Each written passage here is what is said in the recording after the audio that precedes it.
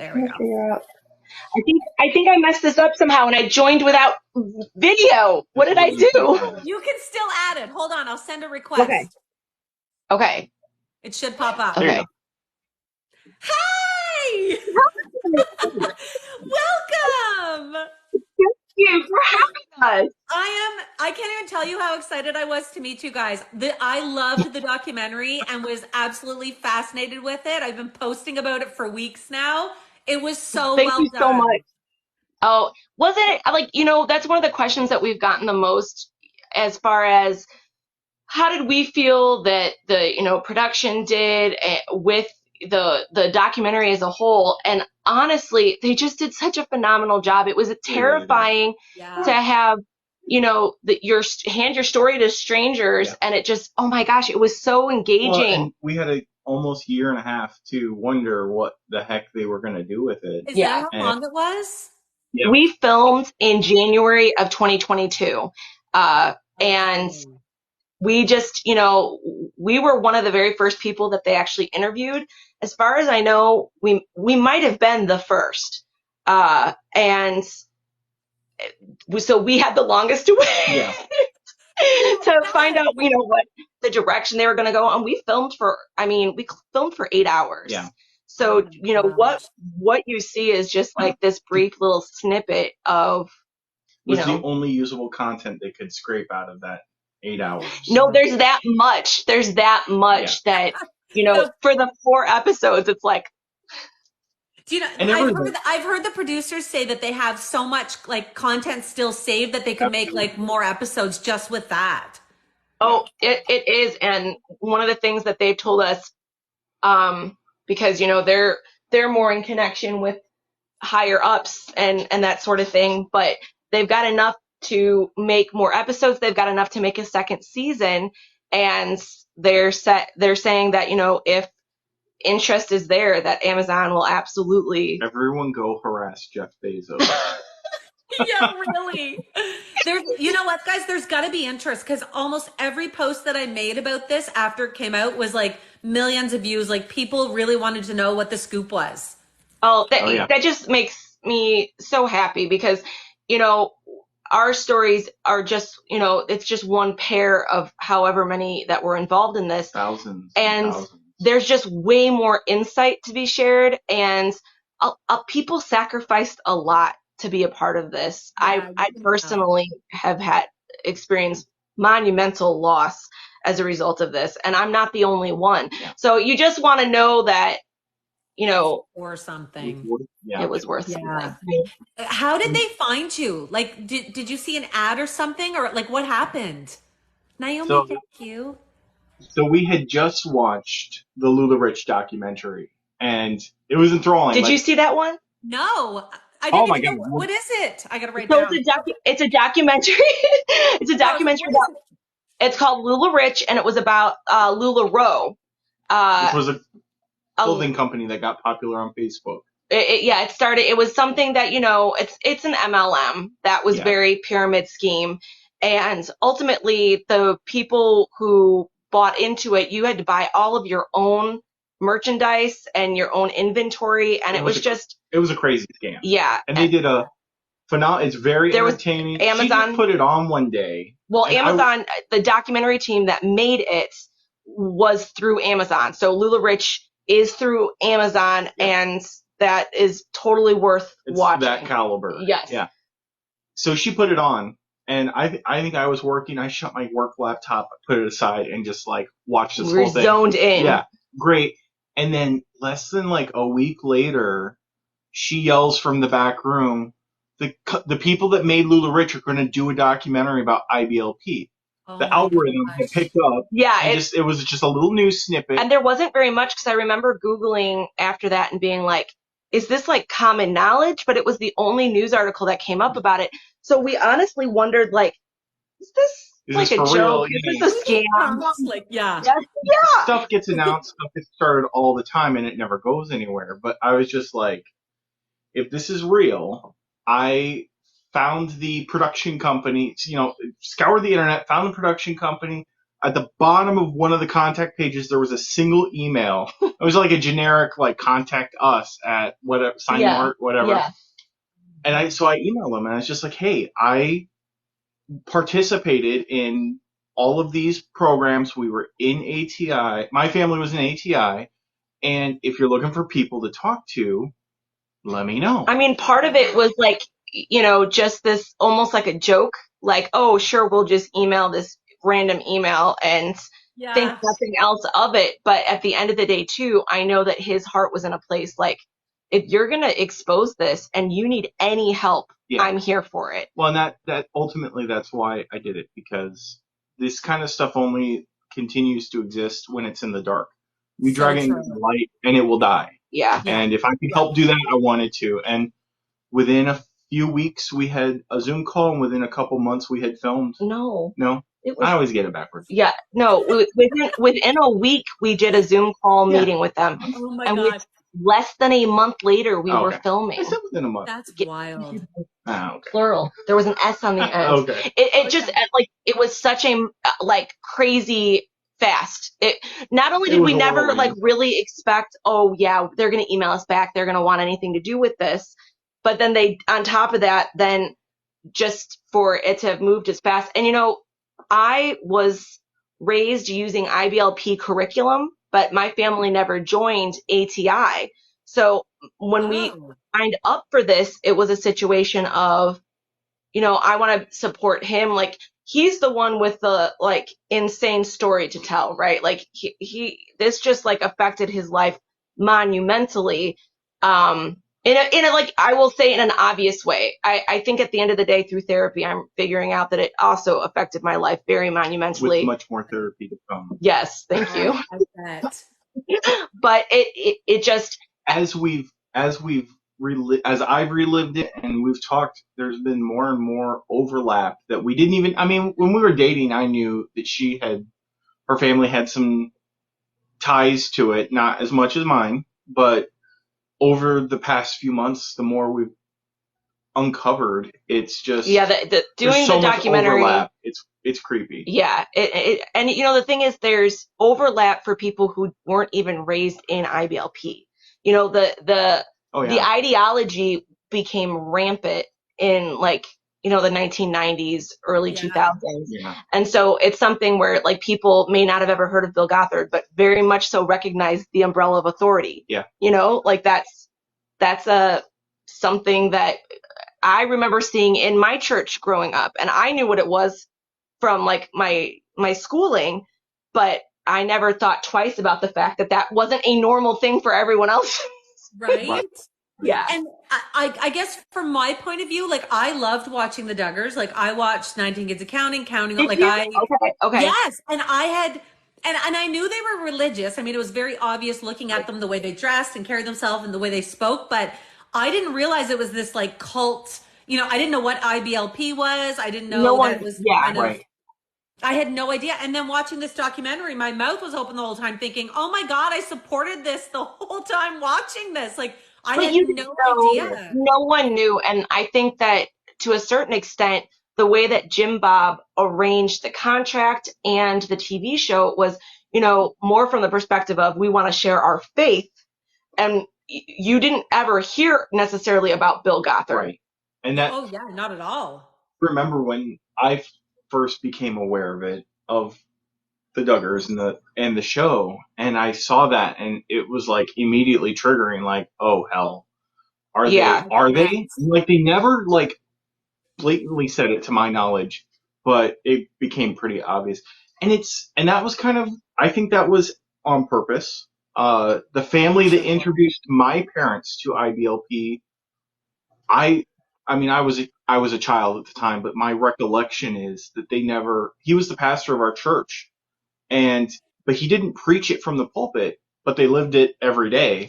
Right. And so IBLP, connect the dots. the insidious nature of it is that IBLP, the Institute in Basic Life Principles, it was not a religion. Right. It It's not was a denomination or a church. The best word that I can place on it would be like a ministry or an organization. Okay. And so that's, even with the 19 Kids and Counting, you're not necessarily going to show all the organizations that you're affiliated with. You're not going to see it. And the other thing is, when you look at the Duggar family, do you look at them and go, your first thought isn't necessarily, oh, there's something wrong here. If anything, we're all like, everyone else is going to go look at these well-behaved kids, look at this happy family, all playing the violin and, being so well-behaved. And to a certain extent, isn't it insane that as humans, we don't look at other humans and go, human nature is not this. Right. So, kids are not that. Yeah. Exactly. Right. So and now we know why. Exactly. I mean, when the Duggars feel bad about it. Were you both still living the IBLP lifestyle, or were you both out? When we met? No, when the Duggars were kind of big. Oh, no, we would have still. So the Duggars, I'm not completely familiar with the exact time frame that the Duggars like really hit it big, but when they first started getting their TV specials, we were both still in it. Oh, okay. But we wouldn't have necessarily had. It was in the 90s, I guess, right? It was the late 90s. Oh, okay. Yeah.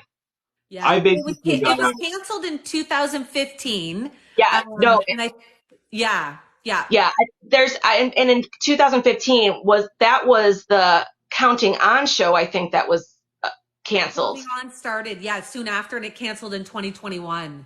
Yes. Okay. So this has been on for forever, and they did the specials. They started it, I think, at like 15 kids? Weren't allowed to.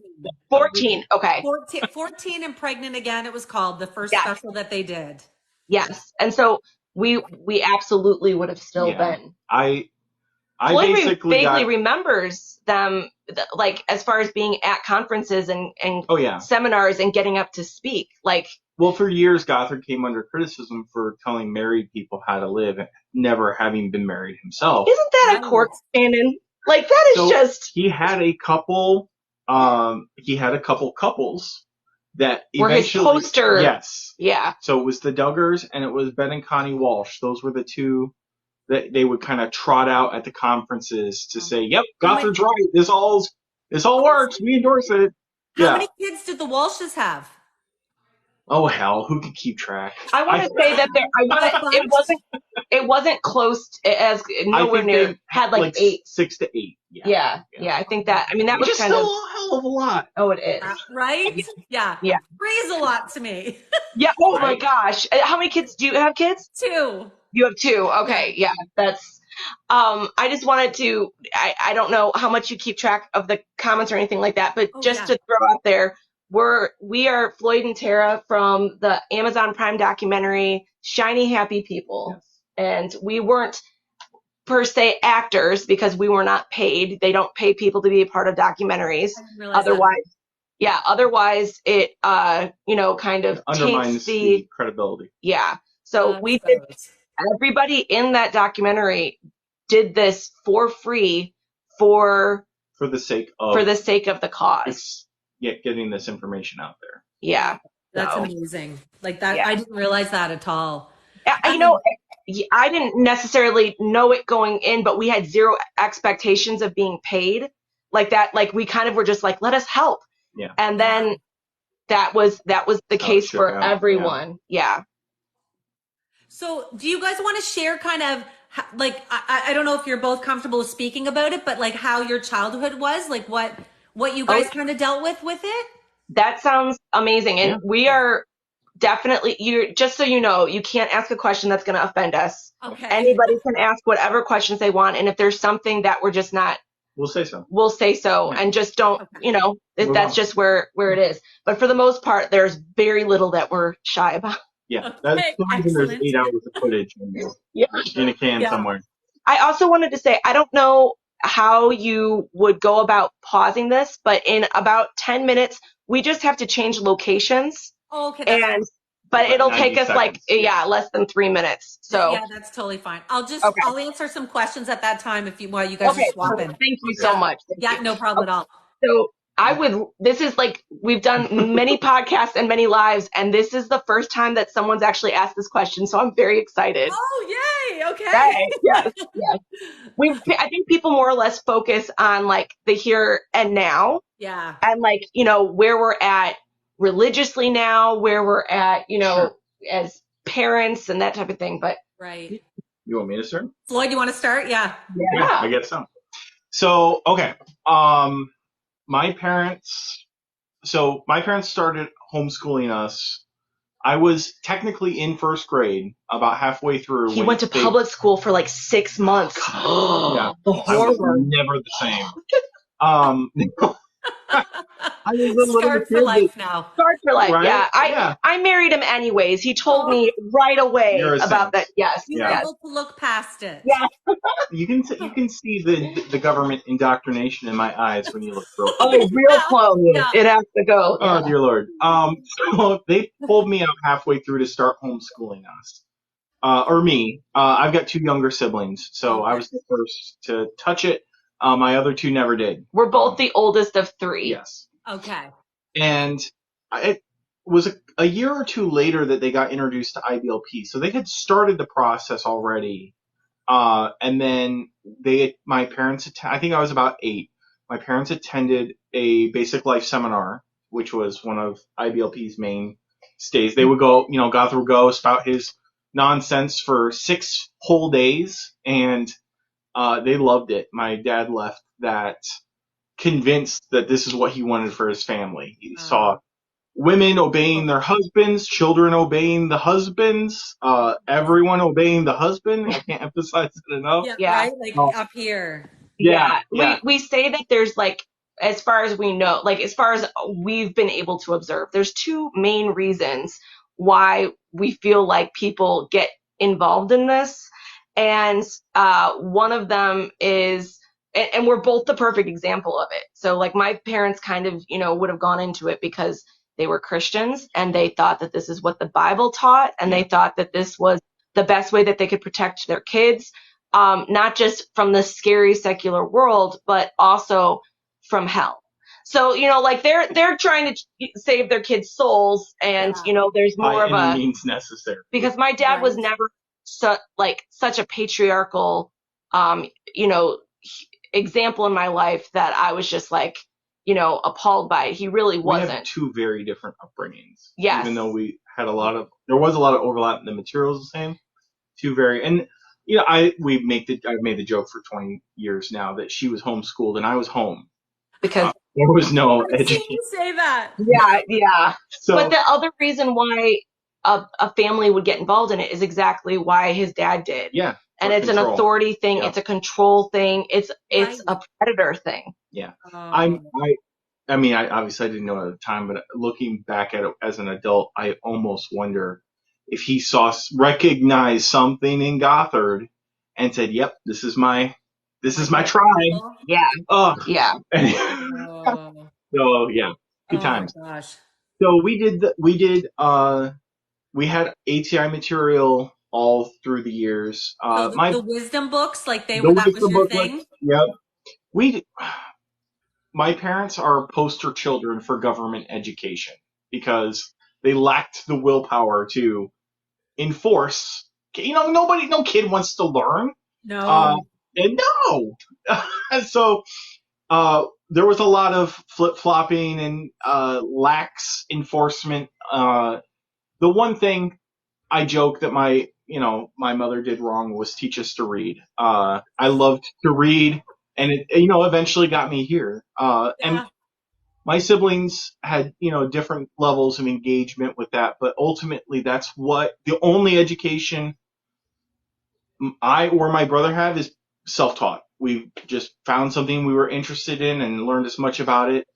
So I could tell you all about Nikola Tesla and steam engines, but if you ask me to do long division, I will probably do a calculator.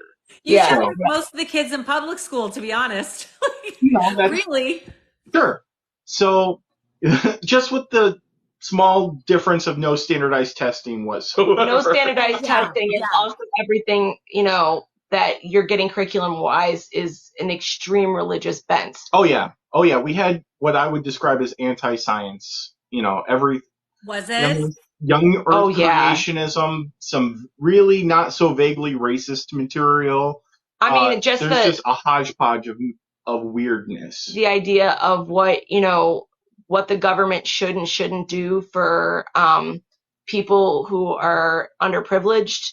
Like it's in the lessons. Oh yeah, in the wisdom booklets, there's so much weird racist stuff. Like when we say they barely scratched the surface of the documentary, I mean it's a 4-hour documentary, barely touched it. Yeah. It's not an exaggeration. Yeah. Yeah, I believe So that. so um so that was kind of like the whole education side of things. When around 12 is when my family kind of exploded with what happened with my father. Which He what was happened with his father, just because there's people who haven't seen it. His father okay. ended up being caught and convicted as a pedophile. Yeah. And as a result of that, went to prison. Yeah. And Mercifully. I hate to leave you on a cliffhanger, but I think this is where we're going to You're pause and move switching. inside. No, that's okay. I'll give We, everybody a rundown while you're swapping. okay, can you tell me how I go about pausing? Well, you can drop down and then just send me a note when you're back, or just leave Oh, it like this and just go. that's not, you know what? I'll drop out and Okay. then I will let you know when we're back. I'll be right Okay, back. that's perfect. Okay, we'll see you in Okay. a sec. Okay, Oh my bye. god. Okay, hold on. I saw you guys asking some questions, so I'll grab some questions. But just a summary for anyone that's just joined, we are currently interviewing, or I'm currently interviewing, Floyd and Tara. They were on, thanks Elizabeth. They were on Shiny Happy People, the Duggar Family Secrets documentary. It's on Amazon Prime right now. It's 4 parts. Floyd and Tara are survivors of the IBLP kind of cult, ministry, religion, whatever you want to call it. And they've agreed to come on and kind of share their story. So they're just moving locations and then they'll be back on. So is Jim Bob and Michelle arranged marriage? No. So that Michelle was not in this religion until she met Jim Bob. Hi, Julie. Sorry, forgot till now. Hi, Punky. Interview with thank you, Jenna. Thanks, Dino. Did you hear Duggars kicked Anna? Yeah, I saw that news article that supposedly the Duggars, Jim Bob and Anna Duggar got in a huge fight and she's been kicked off the Duggar compound. There hasn't been much details yet for that, but I did see that as well. Crazy. I was late joining. Hi, Jen. Yeah, Kylie, she has not left Josh. Apparently, Becky, thanks, darling. She's blaming everyone for Josh's incarceration except for Josh. So yeah, it's not good. The name Jim Bob should have been a red flag. Maybe I don't think she's leaving him, guys. No. I know, Kylie. I'm going to have to dig into it and see what's going on. Homeschooling gets a bad name because so many abusive parents use it as a part of their control. Yeah, so true. What cult? So it's called the IBLP. It's the Institute of Basic Life Principles. It's basically like a structure to live by with religious undertones. It's a very conservative program. There's like no dancing, no TV, no movies, no dating, no birth control. It's very strict. It has this like umbrella hierarchy of God first, then the father, then the mother, then the children. So if you're not listening to God, you're listening to the dad, and that's kind of that's the order that they expect you to live. I feel like it's almost similar to Scientology. Kylie, someone else said that a bit earlier. I feel for children. Yeah. No dancing. I know. Yeah. No rock music, no romance novels. Basically the founder of the IBLP was Bill Gothard. Bill Gothard kind of organized this, wrote all this. He was like the head. He never got married and he didn't have any children, but that's what he pushed to everyone in his ministry. He was like, you need to get married and basically breed until you can't breed anymore. And all of the kids that we teach in this homeschool program are going to like take over the world and go into government. And like, it's insane. So, Tara and Floyd have agreed to an interview. So they're just moving locations and then we're going to continue with that in a sec. Is anyone rescuing the children from these sickos? What part of Canada are you from? I'm from Nova Scotia. Hi, Cheyenne. I'm in New Brunswick. Guys, did she do the interview? CWB, we're on a break right now. Tara and Floyd just came on and started, but they had to switch locations. So they're just moving to a different location to do the live, and then they're going to come back on in a sec. Neighbors, I know, right? Religion is a fairy tale. Luke, I think a lot of people feel that way. IBLP associated with Bob Jones curriculum. So the IBLP actually has its own curriculum. It's got wisdom books, they're called. Basically, they wrote their own homeschooling program. It's called the ATI. And they basically wanted all of their followers, or whatever you want to refer to them as, to homeschool their kids with these books. And the books are like poorly sourced. Nothing's kind of factual in them. Like it's yeah, Floyd was just saying there's some really weird stuff in there. Didn't know this until the other day, but my mom's aunt lived in New Brunswick, Canada. Too cool, Abby. Anne would need to be deprogrammed. Oh, Anna, yes, absolutely. Is Shiny Happy People on YouTube? No, or on Netflix? No, it's on Amazon Prime, guys, if you haven't seen it yet. It's 4 parts. What is the cult called? So, Millie, it's called the IBLP. It's called Institute of Basic Life Principles.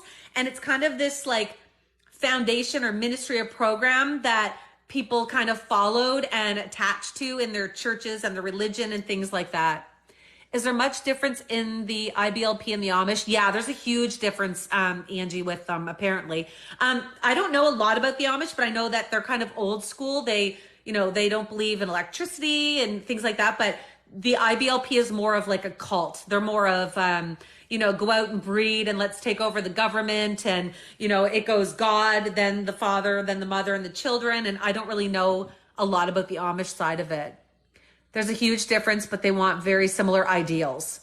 Did you hear Anna's dad preaching? She's been brainwashed from birth. It was awful, Teresa. Did you already do the interview? No, we are not down, guys. We're just taking a break because Tara and Floyd had to switch locations in their home. So they're just setting up somewhere else, and then they're going to pop back on as soon as they're ready. I better keep an eye out and see when they come on. Is the IBLP only in the US? No, it's actually like everywhere. It's like a program that people were able to adopt. So unfortunately, it's got branches in a lot of places. Julie, do most of the children still live with Jim, Bob, and Michelle? Becky, only the younger ones do, and Jana, the older daughter, does. But several of the children have moved out. We can do a live again another night here, guys, if you're interested, and I can kind of give you the lowdown on where all the kids are right now. Trigger warning. Thanks, Laura. Anybody else want to watch Shrek 2? Do you know what the title of the documentary means? Basically, from what I gather, we'll ask Tara and Floyd as well, but from what I've been seeing is that basically it's like the mask that they wore, like pretending to be these shiny, happy people when in their personal lives, they're living this like, cult life where they're being controlled, and there was like horrible abuse to the children. Basically the lessons and things. Oh, they're back. The lessons and things that they were being taught was crazy. Hold on, I'll grab Tara and Floyd again. Oh no, I have to find where they are. Do I do this? Invite sent. Okay, I think I figured it out. It takes me a minute, you guys. Did you see the sun? Hi! Welcome back. We've been trying to make sure that we were in like the quietest place, and so we're visiting family, and we went out to the office, and then they're going to be leaving, so we came back up to back into the house. So here we are. That's perfect. Yeah. So I was just kind of giving people the lowdown on what exactly we're chatting about, but for anyone that just joined, we're talking with Tara and Floyd from Shiny Happy People, and they're just kind of sharing their experience with the IBLP, the Institute of Basic Life Principles, kind of cult ministry that they had been raised on. And Floyd, you were just in the middle of kind of talking about your side and what happened with your dad and your family. We weren't. We'll still pause on that, and we'll wait for little ears to leave. Oh, and yes, yep. Absolutely. Yep. But I will say, some of the weirder stuff. Oh yeah, I was like, we need to tell them. I was like, just from the perspective of a childhood in this, what that even outside of education, we tend to focus on the education, but like, a lot of it had to do with like appearances, and then secondly, a lot of it had to do with not being of the world. Yeah. So one of the big things. And like I said with the wisdom booklets, we kind of like flip flop. The will to endure would waver, and that was true for all of the things. So like when you join ATI, ATI is the Advanced Training Institute. right, which is the That was homeschool program. IBLP's homeschool group. Yes. Okay. You kind of agreed to a code of conduct. You weren't supposed to watch television or even have a TV.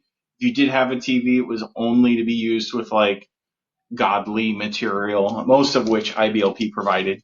Yeah, they were so kind. Oh. You weren't supposed to listen to any kind of rock music, anything with a syncopated rhythm. Because of the drum beat summoning demons. Yes, Yes. Which they absolutely did not illustrate with incredibly racist anecdotes from African missionaries. Oh my gosh. Yeah.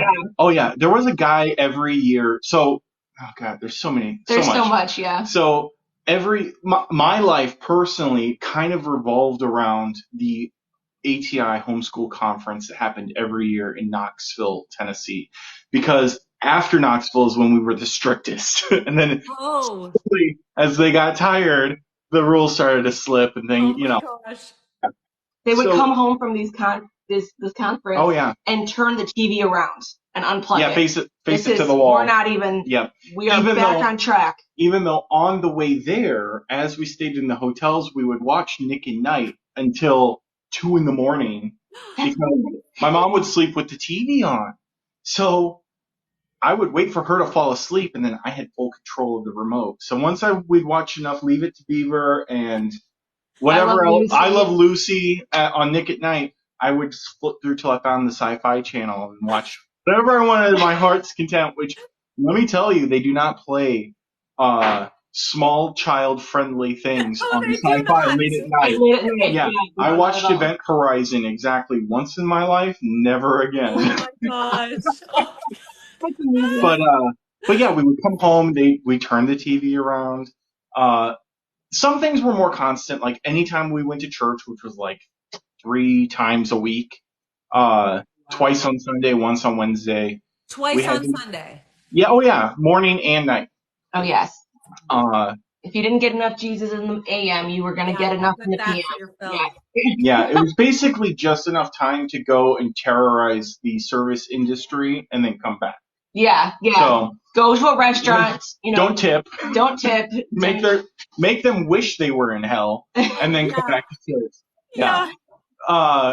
So then, where was it? Oh, we would always wear like navy and white, or my mom would make us wear a suit and a tie to church.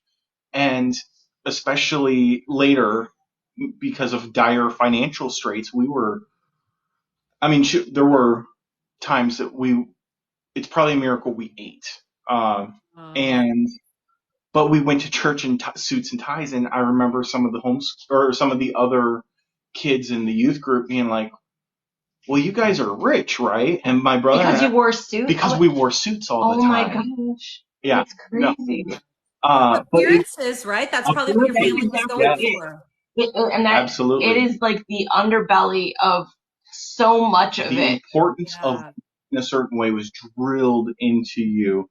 To the point where when I was finally out, I don't own any navy pants. It was funny because like we've been coming up with ideas we definitely are handle things with sarcasm and humor. And so I was like, oh, well, we should make like a video where I'm wearing like my denim jean jumper that I still have in the closet, and we'll get you in some navy and white. I'm like, oh yeah, that's right. There's not a white shirt in his closet, nor is any. Oh yeah, no. And I remember when we first started dating and like we'd have an event to go to or something, we'd go to the store, Goodwill, whatever, to find him something. And here's a pair of pants in your size. And he'd be like, those are navy.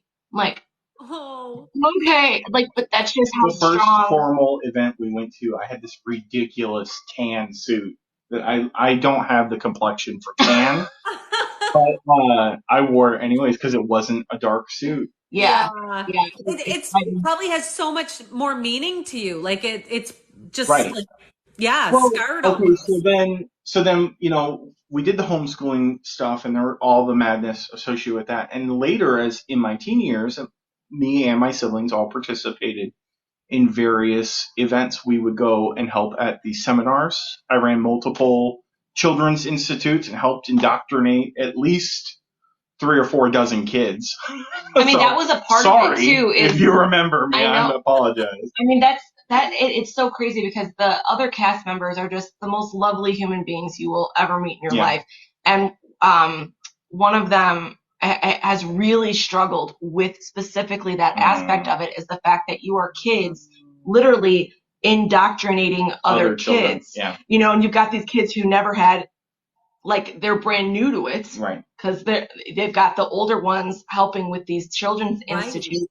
And so I went to one children's institute, and I think about, like, I remember the older kids there and thinking, oh my gosh, it's so cool that they are, like, in charge and, like, It's all designed to suck you in. oh yeah, oh absolutely. But I forgot where I was going with that. But The one thing that I was going to add with the just appearances and with the dress code aspect of things is when Floyd was a part of the freshman class at Verity, which was Yes. IBLP's college. Oh. And yes, and that's, I think, another big reason, just Floyd's family, his story. The documentary obviously doesn't begin to scratch the surface of anyone's stories, but it's so mind-boggling how much his family was there just for these very pivotal moments. And but like when he was at Verity, you know, in the freshman class, they had to sign. Oh yeah. Contracts were a big thing. You would sign a contract to say you would do X, Y, or Z. Now, mercifully, it wasn't a billion-year contract, so Scientology still has that on us. But they were, you know, for the here and now. And I remember vividly being very upset because, like, by that point, I was 18, 19, and they had touted Verity as being a more progressive form of IBLP's ideology, whatever. Because now you're kind of going out into the world. Yeah, now you're young adults yes. and blah, blah, blah. And they said, we want to govern you under the spirit of the law. Not like this isn't going to be a draconian thing. And it did start out that way. And I think they saw people just a little bit too happy. And the rules started seeping back in. And I remember the first code of conduct contract they wanted me to sign. And I held out. I just didn't go to the office to sign it. And there was about 50, 60 of us. And eventually the dean of men called me in, you know, privately and said, I need you to sign this. And I did. I signed it Daffy Duck. And I slid it back over to him. And he didn't even look at the signature. He had a signed piece of paper. So somewhere in some box at Big Sandy, there's a code of conduct saying that Daffy Duck will not listen to rock music, go to movies, swim in a pool with girls. I mean, and just my point in even bringing this up is just the idea that the second his hair would get a little too long. Oh yeah. Like they had to have these not quite high and tight haircuts, but you know, they needed to appear. They wanted to reinforce gender stereotypes, and that was before any of us really even knew what that meant. But it was that, it's just like, what makes someone go, well, who is this clean, you know, clean cut young man here and all put together? I want what he has. We're supposed to make the world, you know, want what we have. But I will say we officially have a clear house, except for our son who is in the basement and has no interest in whatever mom and dad are doing. But we can continue what we were talking about earlier. Thank you so much for your understanding. Oh my gosh, absolutely. I have kids too. I totally get it. So around 12 is when my father was discovered and eventually charged. That whole period was about a year period. For anyone who didn't know, Floyd's father was discovered and charged as a pedophile. For sexual assault against a minor. Yeah. That event, there's no good way to come out of that, you know, but think of the worst way you could handle it, and that's pretty much what my parents did. Was my mom doubled down. This is my husband. We are one. I made a vow to him. And, you know, like during the trial, she had us kids write letters to the judge saying, please don't send our father to prison. No. And the insidious thing to me of it is you're using a child's natural instinct to not want their lives to blow up, right? to not lose a family member. In a situation that a child doesn't understand. That's when an adult should say, you know what, I know that's what you want, but that can't happen. Right. And as it relates to IBLP, is she was wholeheartedly encouraged to do this through. So ATI had every geographical area had a family coordinator that kind of connected you to the larger organization. And I Oh, know that she got counseling from Bill Gothard through ATI. From Bill Gothard himself. oh Yeah. my. So when this whole thing transpired, Again, not creepy at all. no. And Right. so his dad is in prison, and when times were hard or tough, his mom contacted Bill, and he would just reinforce, Encourage her. You've remained one with your husband. And He's the spiritual authority in your household. yeah, I mean, Which technically at that point, pretty sure the state of Illinois was in an umbrella between my dad and God. Or Right. maybe it was between him and us. I don't know. I mean, to a certain extent, per Bill Gothard, like I remember seeing a diagram at one point where it wasn't just the simplistic one that they showed in the documentary where it's like God, father, mother, kids, Yeah. but it was like a way more in-depth one where it was just like, Oh yeah, there were so many layers. you've got the family dynamic, but then before father hits God, like Bill Gothard was on the list. And then like Of course. your local civic authorities, your pastor at your church, your civic authorities, and it would go up the chain. And it's like maybe Bill Gothard viewed himself as the authority of I think he probably had hooks on 3 kids that were pretty messed up and could That's serve one thing his purposes. we've really been dissecting the past couple of days because we've just hard to imagine.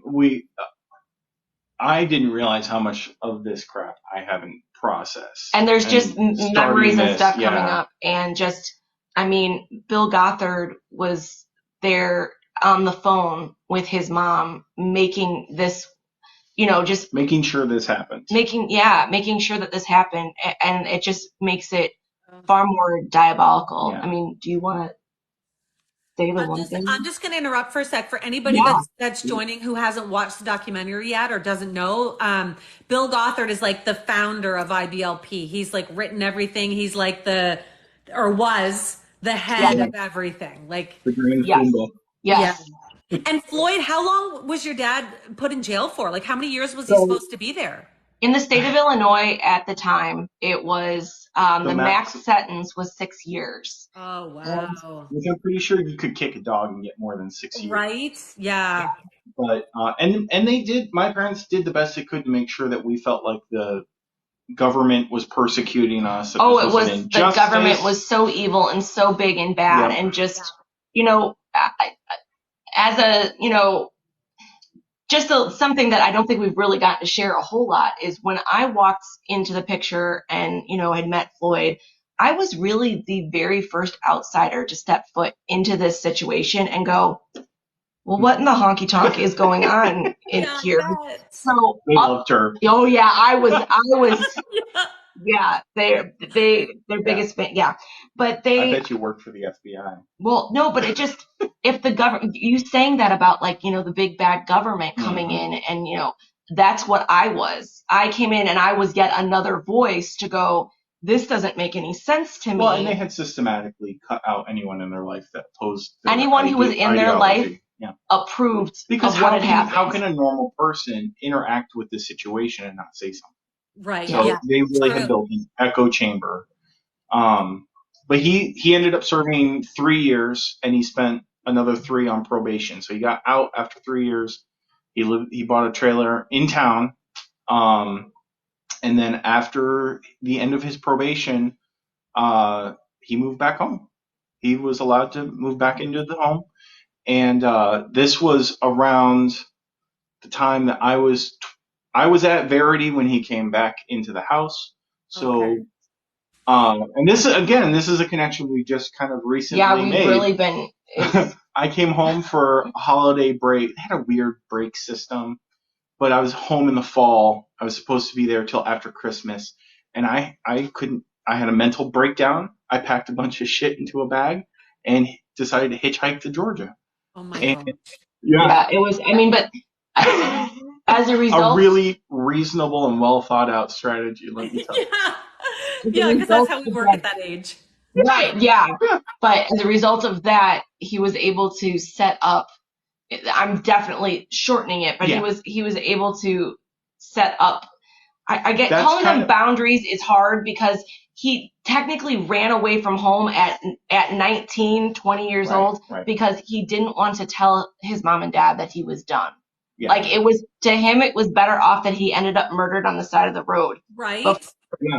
before. Oh. And I got to tell you, again, I didn't have the same upbringing, but and no one, any parent that you would talk to would say, well, I would never, I would not. Why would he go to that extreme versus just coming and talking My to parents me? said that. Right. But the idea is somehow that's in your head, whether you've said it or not, that, Yeah, you'd be you're better off. rebelling against God. Yes. Like, how do you? It's madness. So yeah, I ended up back home. The truck driver ratted me out, Yeah. but it That worked picked him out up. because I Yeah. probably wouldn't have met her in Georgia. So Okay, Yeah. so everything happened for a reason. I think Yes. so. Yeah. That's a very. But that was really when I kind of got out of IBLP. At that point, I was done, and they realized I meant it. Yeah. So yeah. That was. And did you stay close, Floyd? Like, did you stay close with your family, or did they cut you out when you left the program, like the IBLP Oh system? no, we had an incredibly toxic and codependent relationship that continued for years. I mean, and the thing is, too, you got to remember that whole appearances thing. Yeah. So Oh, yeah. to me, this is what I see going down. So Floyd did this hitchhiking endeavor where he was too petrified to talk Which to his my parents. mother characterizes as the time I wanted to camp. Yeah. Oh, Yeah. okay. Oh yeah. Okay. No. I mean, and what was it called when your father was? Oh, he just went away. Yes, he went away. Yes. Yes, when he was in prison, he went away. And you want to know, it's so funny that still every now and again, I'll say it. Like I'll say, so wait a minute, when your dad was away, damn it, Oh, you're like, I that's did it. She's yes. got And it in I'm her like, head. I will not do that. That is not Yeah. going to happen. But he was picked up by this man who ultimately kind of tricked Floyd into using his cell phone So, so that he had his parents' phone number. Because here's the thing, Floyd is very annoying. He's 40 and he's never looked his age. So I can only imagine that he was like 19 on the side of the road and it looked like he was a 12-year-old running away from home. Yeah. Like Tier 4. I'm telling you, that's my going theory. So when they ended up going to this restaurant and his parents were there because the truck driver had called his parents. But when Floyd sat down, he was like, listen, I'll sit at the table. I will come back home with you Because if, at that point I thought my ride was shot. right. And he's like, the bottom line is I'm either going to stop doing these things or I'm going to start walking again. Like Yeah. you cannot stop me. I'm an adult. Legally, yeah. Yeah. So he went home and was able to he didn't have to go to church with them on Sunday anymore. He didn't have to go back to Verity. Yeah. Like Okay. these were the positive, but he was still living at home. He still had no life skills. Yeah. Like this wasn't the big win here was that religiously he could take a breath. Yeah. Right. And Yeah. and during that time frame is when he decided to get a job at Walmart, which is where we met. Yes. Okay. And how old were you guys? So at the time She was 14 and I was no. Yeah. he's making fun I of Jim was Holt. 21, she was 14. Yeah. But she was very well. No, Well, I'm not gonna even. yeah, please no, don't. It's here. just not even. God, When- we both screamed when we saw that part. I mean, did you? How do you say that in front of a camera? And laughing like they're like, oh, yes. It just Times tells have you. changed. It's normal to them. Yeah. Yeah. It's okay. Yes. Oh my Yeah. God. What was your reaction when you heard that part? It was the laughing for me, like how they were like, oh, how times have changed. As if back then it was okay to do that, but it's not now. Yeah. I was like, Oh no. yeah. So we didn't know she was 14. Like, Yeah, but yeah. you found out, Right. Mr. Holt, Right. and did you Right? bet? Like, no. Okay. Yeah. Yeah. No, I And was we were both crazy. legal consenting adults when we met. high five. Yeah. Yeah. Screw you, IBLP. Yeah. Yeah. I was 18 and he was 21. Yes. And he worked at Walmart. I don't want to like segue or anything, but he worked at Walmart and I happened to be there shopping one night. And You didn't even work there. You were just in shopping. I was in shopping. For me. Oh, You put him in the cart. Yeah, 20 years. yeah. I mean, I've been telling this aisle story. 16. No, Yeah. but I was there. I was looking for. I was We looking lived for. in a cornfield. There was nothing else to do. Yes, I So, was. It was a fun thing to do one Tuesday night, and yeah. I was there, and I was there with my sister, and I saw this giant redheaded man walk down past the aisle, kind of looked down, but kept walking, and I was like, his blue vest says, "How may I help you?" Yeah. But did I hear this? Was this uttered? No, this was not said to me. Pure sex. Oh my God. Ended up approaching me a little bit later, and I go, before he could even utter a word, I'm like, it is about time that you came over here to assist me with my, and he was very good natured about it. And he's like, how may I help you? And then that's when I saw his name tag said Floyd. And I was like, is your real name Floyd? And he goes, yes. And I go, oh, your mother didn't love you. Oh my God. I love it. Right into it. Right Yeah. into Oh, it. And yeah. that's, I mean, and And that, then we talked for 3 hours. yeah, yeah. Oh He my didn't God. run away. And even with me and my sass and my sarcasm, he seemed to be getting a kick out of me versus like Being mortified. shushing me or like Yes. quiet down or like, and I was just high on life. I was out on the town, like out at Walmart. She seemed Yeah. relaxed. She couldn't Yeah. stand still. She was talking a mile a minute, and she kept saying over and over again, I'm not on drugs. I'm just excited. I'm not on drugs, which is exactly what a person who's on drugs would say. Yeah. Until she finally said, oh my gosh. I know how to prove that I'm not on drugs. I was homeschooled. Boom. That's how it Just got like brought that. up? Yeah, that's how, and he goes, oh, I actually believe you. Because I was homeschooled too. I go, why? Because I was homeschooled too. I'm like, you're kidding. Oh Like, my and now the conversation is just now it's this, your fate was imploded. sealed. Oh yeah, it was done. But I mean, we don't have to keep talking about that. That's just my favorite part of the We're story. a lot closer to modern day. Yeah. Oh. Oh my gosh. Do you want me to answer the childhood question, Yeah, or do you want to if move you on want to to something? share kind of your version of how you were raised with it as well. Absolutely. So, I oldest of three, and I was homeschooled my entire life. I think I went to preschool, but by the time we had a fairly traumatic event happen that kind of made my parents go, oh my gosh, life is too short. They were in a, what is it called? T5? I can't remember. F5. F5, sorry. Tornado. Yeah, an F5 Oh. tornado. And it just really, I'm sorry. Oh no, I didn't say anything. Oh yeah, it was just horrific. The houses were. Their house was destroyed. I mean, no, our house wasn't, but the house directly next to us was destroyed. There was a lot we had to rebuild. Oh. But and it was a brand new house. But the day they signed on the house, it was the day the tornado hit. So it was a great. So I was very little, and my parents were Christians. They became Christians after they got married, and I think before they had you. But before they had kids, and so I think they were like, I don't know.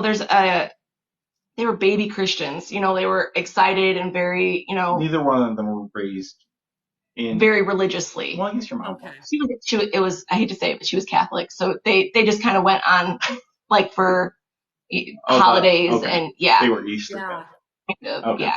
And so they really wanted the time with us as a result of having been in that traumatic experience, but they also wanted to impact what our education was going to be from a religious standpoint as well. Okay. And they were, believed in the creation story. They were, biblical literates. Yes, Christian fundies. Yeah. And so they didn't want me to go to school and learn about evolution and that, I would say that that's the primary thing that they wanted to avoid. I think there's other things that kind of were just convenient along the way. That was the big scary government lie that a lot of homeschoolers are trying to avoid. When I tell you that like the homeschool movement of like the 90s was primarily led by the don't want to learn about evolution.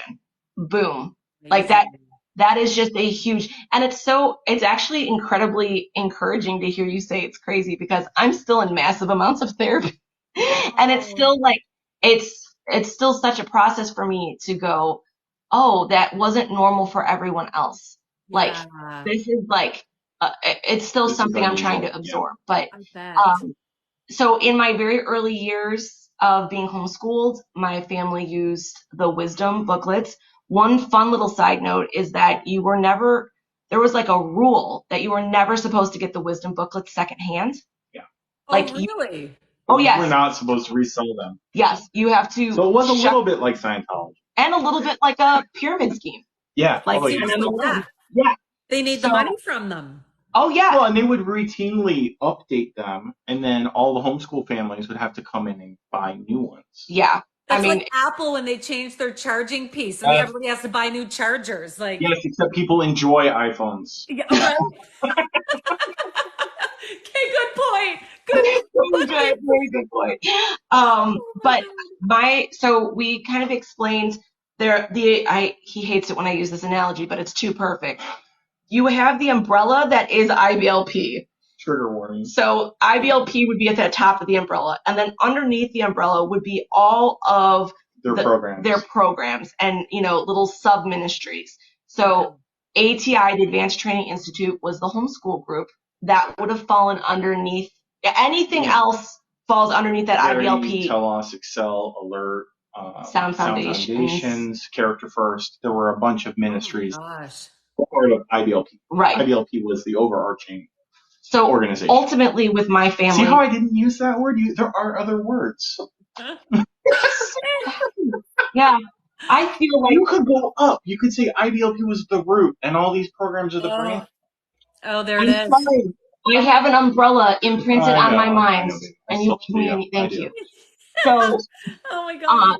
we've mentioned the fact that there was that contract with ATI To join ATI. That you would need to sign and just make the commitment to a way of living that would help with the appearance of being a part of that group. Agreeing to conform to their right, ideology. agreeing to conform.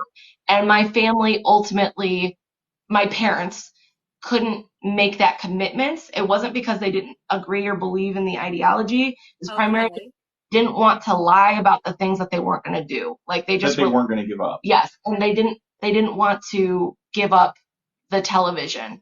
So like they didn't want it to be. I know that sounds crazy, and it's so funny. There were people even in the documentary and just people we've talked to, Floyd, that like they just signed anyways. They knew that they weren't going to completely give it up. My mom still laughs at how bad we were at adhering to it. But my parents, it was like, oh my gosh, I'm not going to sign my name to something and lie about it. Like it was too important to them to not. So we never actually joined the homeschool program. Okay. I don't know. But they were okay breaking the rules to get the material secondhand. That's exactly I don't know 100% how they got the materials. And there's a black market at the homeschool conferences. There really is.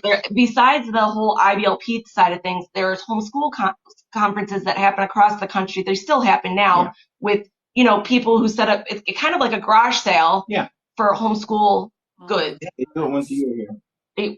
Yeah, but across the country. Yeah. And so I don't know how they got it. So they use the wisdom booklets for a period of time. I can't even tell you exactly how long. I know that by middle school, or like what would 7th and 8th grade be? I'm trying to. What is that? Junior high. Sorry, I don't even know the labels for like. Yeah, middle school is what we call it. Junior high was what we called it when I was there. Okay, so the junior high. I know that by that point we were not using the wisdom booklets. My memory is a little foggy as far as the time frame before that. And then we also use. Oh, we should have pulled it out. We might. If you're down, we do have a character sketchbook that we could show you. What's a character sketchbook? I'm gonna go grab it. Yeah. Okay. Yeah. Okay. You're like, we gotta get it. We gotta get it. It's too good. It's a little traumatizing for Floyd, but just a little. So did we leave it in the trunk, honey? Okay. Yeah, he didn't even want to bring it inside. Oh my gosh. I can't believe he still has it. So technically, the funny thing is when I, met him and we figured out we had all this stuff in common, I still had, it was my character sketchbook. Oh. And so my mom, as a joke, knowing how much he hated IBLP and all that, like wrapped it up and gave it to him for like a holiday at some Oh point. my And it was like, gosh. as a joke. And it's like, now we're sitting here going, like, was probably a little triggering. But Uh, um, the character sketchbook is what of the seminars we went to, the conferences, I remember two. And then I remember the wisdom booklets. And then this is primarily where I got the biggest source of because look at it. oh It's, my gosh. and I did not picture that. it's taped up because it was falling apart. But And I refuse to do it correctly. character Oh my sketches, God. yeah. And so just look at this and imagine yourself being like, Like a that's 7, not 8. made for a kid. That's crazy. Oh, I no, mean, but as a 7, 8, 9, 10 year old, you're going, oh, pre-internet. pre-internet. Yeah. This is Yeah. the coolest thing ever, because on the inside we have, that's not necessarily the best picture. Here we'll go. It's Oh, filled with watercolor pictures and So they're all sketches. animal stories. So like oh. here's a Done. beaver, and we've got just so it's intermingled with stories about animals, Bible stories. It's factual. And Like they're there's a lot all of categorized under various there's some character otters qualities for and otter fans. But this, like, okay, so I'll go up to the front. Character sketches from the pages of scripture illustrated in the world of nature. Dedicated to the vision of God raising up a vast host of men who are committed to his standards and their responsibility to build character and to meet the basic needs of each one in their families. Oh my God. So then in this particular one, which by the way, there's at least 3 of these that are just as big and just as thick and just as grand. And supposedly at the IBLP ATI conference, the family conference this year they announced a 4th one. Oh my God. Yes. I heard that they weren't allowed to, or I don't know if it's weren't allowed or just weren't using the wisdom books anymore for the schooling, but that you can buy them still on Amazon. As like you can a buy Bible directly study from IBLP still, Oh, but you they're not can. categorized as a Bible study. And see, here's the thing that's amazing to me about this. They're denying that it was ever a curriculum. Yeah. Despite I've the heard fact that there's footage in the documentary of the Duggars using it as curriculum. Yeah. Thousands of people who used it as a curriculum. Oh, yeah. Exclusively. Like, I really want to do a live at some point or something. If anybody, if you guys if you want to do it again, but it just to go through one of the wisdom booklets, because I have one. I would love that. Okay, I've actually said that we'll I wanted to buy one off Amazon. Like, I just want to see what's in it. Well, no, you can don't get them for free. Yes. The internet has everything. Yes, get them for free, and they're a little traumatizing for Floyd, so maybe we'll have a girl power hour. Yeah, Floyd, you don't have to listen to it. No, very yes. But so like this book is broken into. Let me see how many. So read these ones. That's what I'm going to say. It's broken into 7 parts. And each part has a character quality assigned to it. So part 1 is loyalty. Part 2 is responsibility, courage, determination, orderliness, initiative, and decisiveness. And then underneath each one of those sections are like subcategories of each one of those character qualities. But I want, like, you got to know that kids are naive anyways, right? There's a lack of maturity. There's a lack of life experience. Their brains are empty. Well, yeah. You're responsible for filling them. And on top of that, though, with the homeschooling, there's a certain sense of naivety that just goes a step deeper. Yeah. And so for myself as a kid, I was obsessed with animals, and we lived in the country, and I would rescue any number of animals. So, well, this book was like was better than the Bible. Like it was so beautiful, and the animals, and I just love this. And there's a lot of animal facts in here, and I'm telling you that we pulled these books out to bring them to film for the documentary, and there's footage of us like going through them, and I hadn't opened them in years when we sat there for that documentary. And I'm going through them and I'm just getting massively triggered Oh, because I'm going as with my adult eyes and with my partly deconstructed yeah, world at that point. I'm going, oh my gosh, this is raising victims. Yeah. This is raising perfect little people pleasers. Who don't question, Uh, obey without yeah, critical thought, and it's deny everything about yourself to serve someone else, yes, to serve the people above you. yes, and it's absolutely mind-boggling. And I'll read you a couple. So like under loyalty, the subsections are adjusting my schedule to meet the needs of those I'm serving. Number 2, standing with those I'm serving in their time of need. In their time of need. Being a reliable messenger to those I am serving. And that just has so many connotations in and of itself, because it's like, really what that means is you better be relaying the story that I'm telling you actually took place. right. Like, don't Not be questioning anything. Yep. right. Yep. Knowing and following the wishes of those responsible for me. Tell them why that one is so awful for you, because that really illustrates. That was the one that really got me when we were filming. So the animal is a bear, to illustrate this. Here, I think it's still flagged from when they, hold on. I swear it was still And flagged. I just had a couple people that just joined. So Absolutely, if give you them a just recap. joined, we are speaking with Floyd and Tara from the documentary Shiny Happy People, revealing the Duggar family secrets. They're sharing their experience with the same kind of religious kind of cult ministry that the Duggars followed. And they've gotten out and they're just sharing some of that with us now. Let's see here. I'm looking for the nature stories on page 66. We'll have to ask that, Dominique. Yeah. Let's see here. It's one of the last I ones. can't get over the thickness of that book. Like, that is not a kid's book.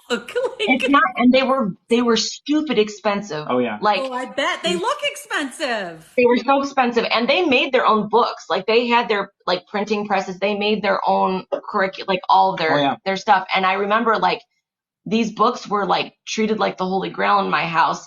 Like my mom, we couldn't like have food and stuff around them. We needed to be careful with the pages. Photocopy section. So Yeah. they could read the photocopy. Yep. Oh my God. So this is, how does the grizzly bear illustrate loyalty in following unspoken wishes? So there's the beautiful picture. Unspoken wishes. So as a child, you're reading this and you're going, oh, I have to anticipate and meet the needs of the people around me. And the illustration involves the cub dying if it didn't do this, and the mother bear getting horribly wounded because the cub didn't obey its unspoken command. So right here, I guess Not at all traumatizing. Yeah, right? Trigger warning. It just with a couple of words. Yeah, this is not triggering at all. Now, the mother was forced to expose herself and the other cubs to a second death struggle. The leader of the wolf pack, returning from hunting, quickly joined the battle, distracting the raging mother, while the other wolves concentrated on the weakest cub. Oh my God! Oh my God!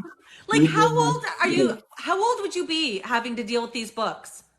I mean, I have a picture of me with the book on my lap, and the oldest I could have been I'm probably around 9 in the picture. Oh my God! Yeah, and we continued to read them until like we could have had them a little bit before then. That's just like my earliest memory. Like, is this picture?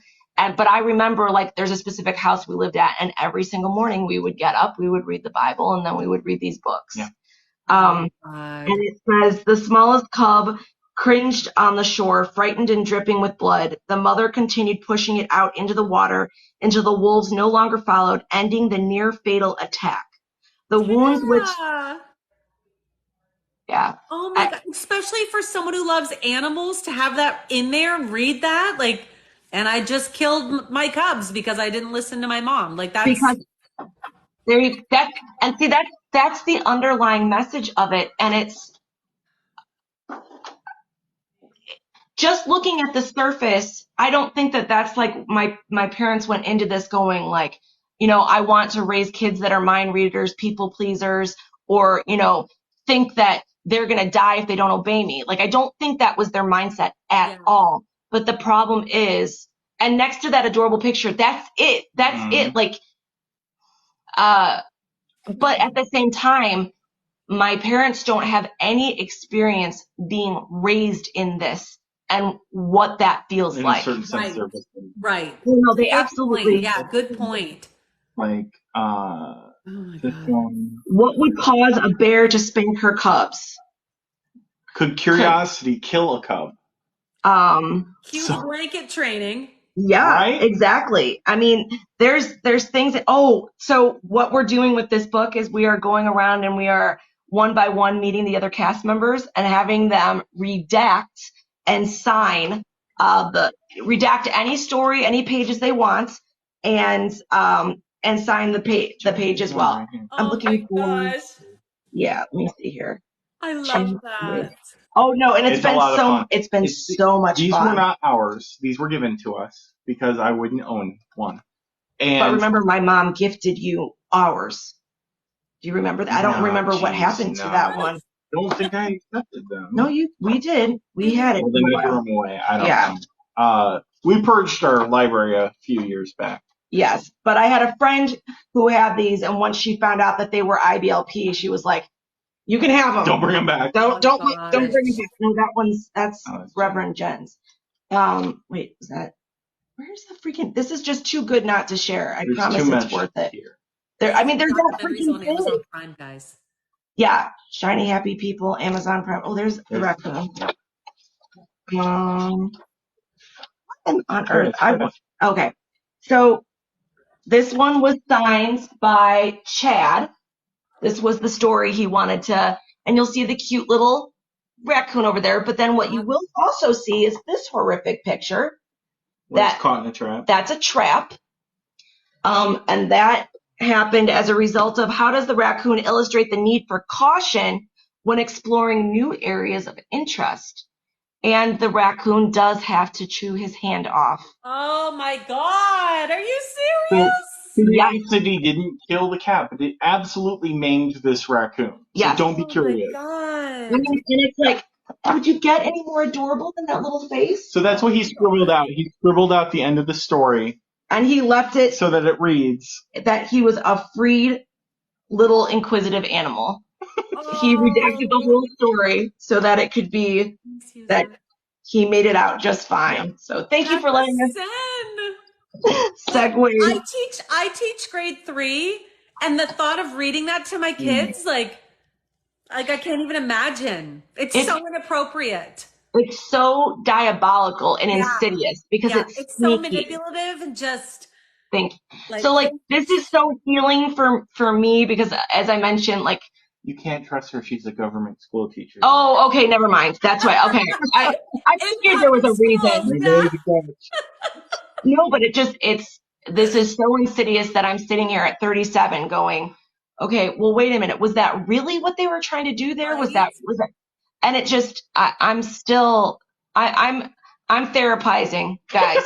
I'm getting there. It's almost like you still need that validation. Like, I'm not crazy, right? This is wrong. Like, just because you were raised in it. Well, and you're constantly, like, even the examples in this book, you're constantly taught to look for the validation of those in authority over you. Yes, your own evil nature. I'm realizing now that I've lived a life full of gaslighting. Even just this book. Like this, what you would look at as just being this cute little raccoon going and doing X, Y, and Z. No, really, he was inquisitive and curious, and he should have never stepped out of his mother's. He had to chew his own arm off. Yeah, exactly. Yeah. Oh my God. So this was the pivotal thing for me as a very, as a sponge, as a little sponge that was incredibly, wanting to learn about animals and just motivated by these things. Yeah. But my family wasn't willing to sign on the dotted line for ATI because of, just not wanting to commit to things. We used other curriculum as well. So like I said, I don't remember using the wisdom booklets past a certain age. And so we used like all different, my mom would use like a Mod Podge of different things. And Yeah.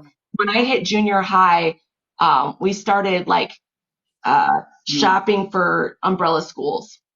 So like they would send us the curriculum and then we would send A it lot back. closer to an actual education. Yes. And so I actually got a a diploma. Official diploma. Well, I have a diploma too, but my mom printed it out on our inkjet printer. And there's There's a spot for the principal to sign, but his was in prison, so yeah. Oh my He literally God. put his name on it. yeah. Floyd, One day did he'll you have find to it. get your GED after, or does that qualify? So it's tricky. So there's different colleges that accept different things. And so, like, no good ones. I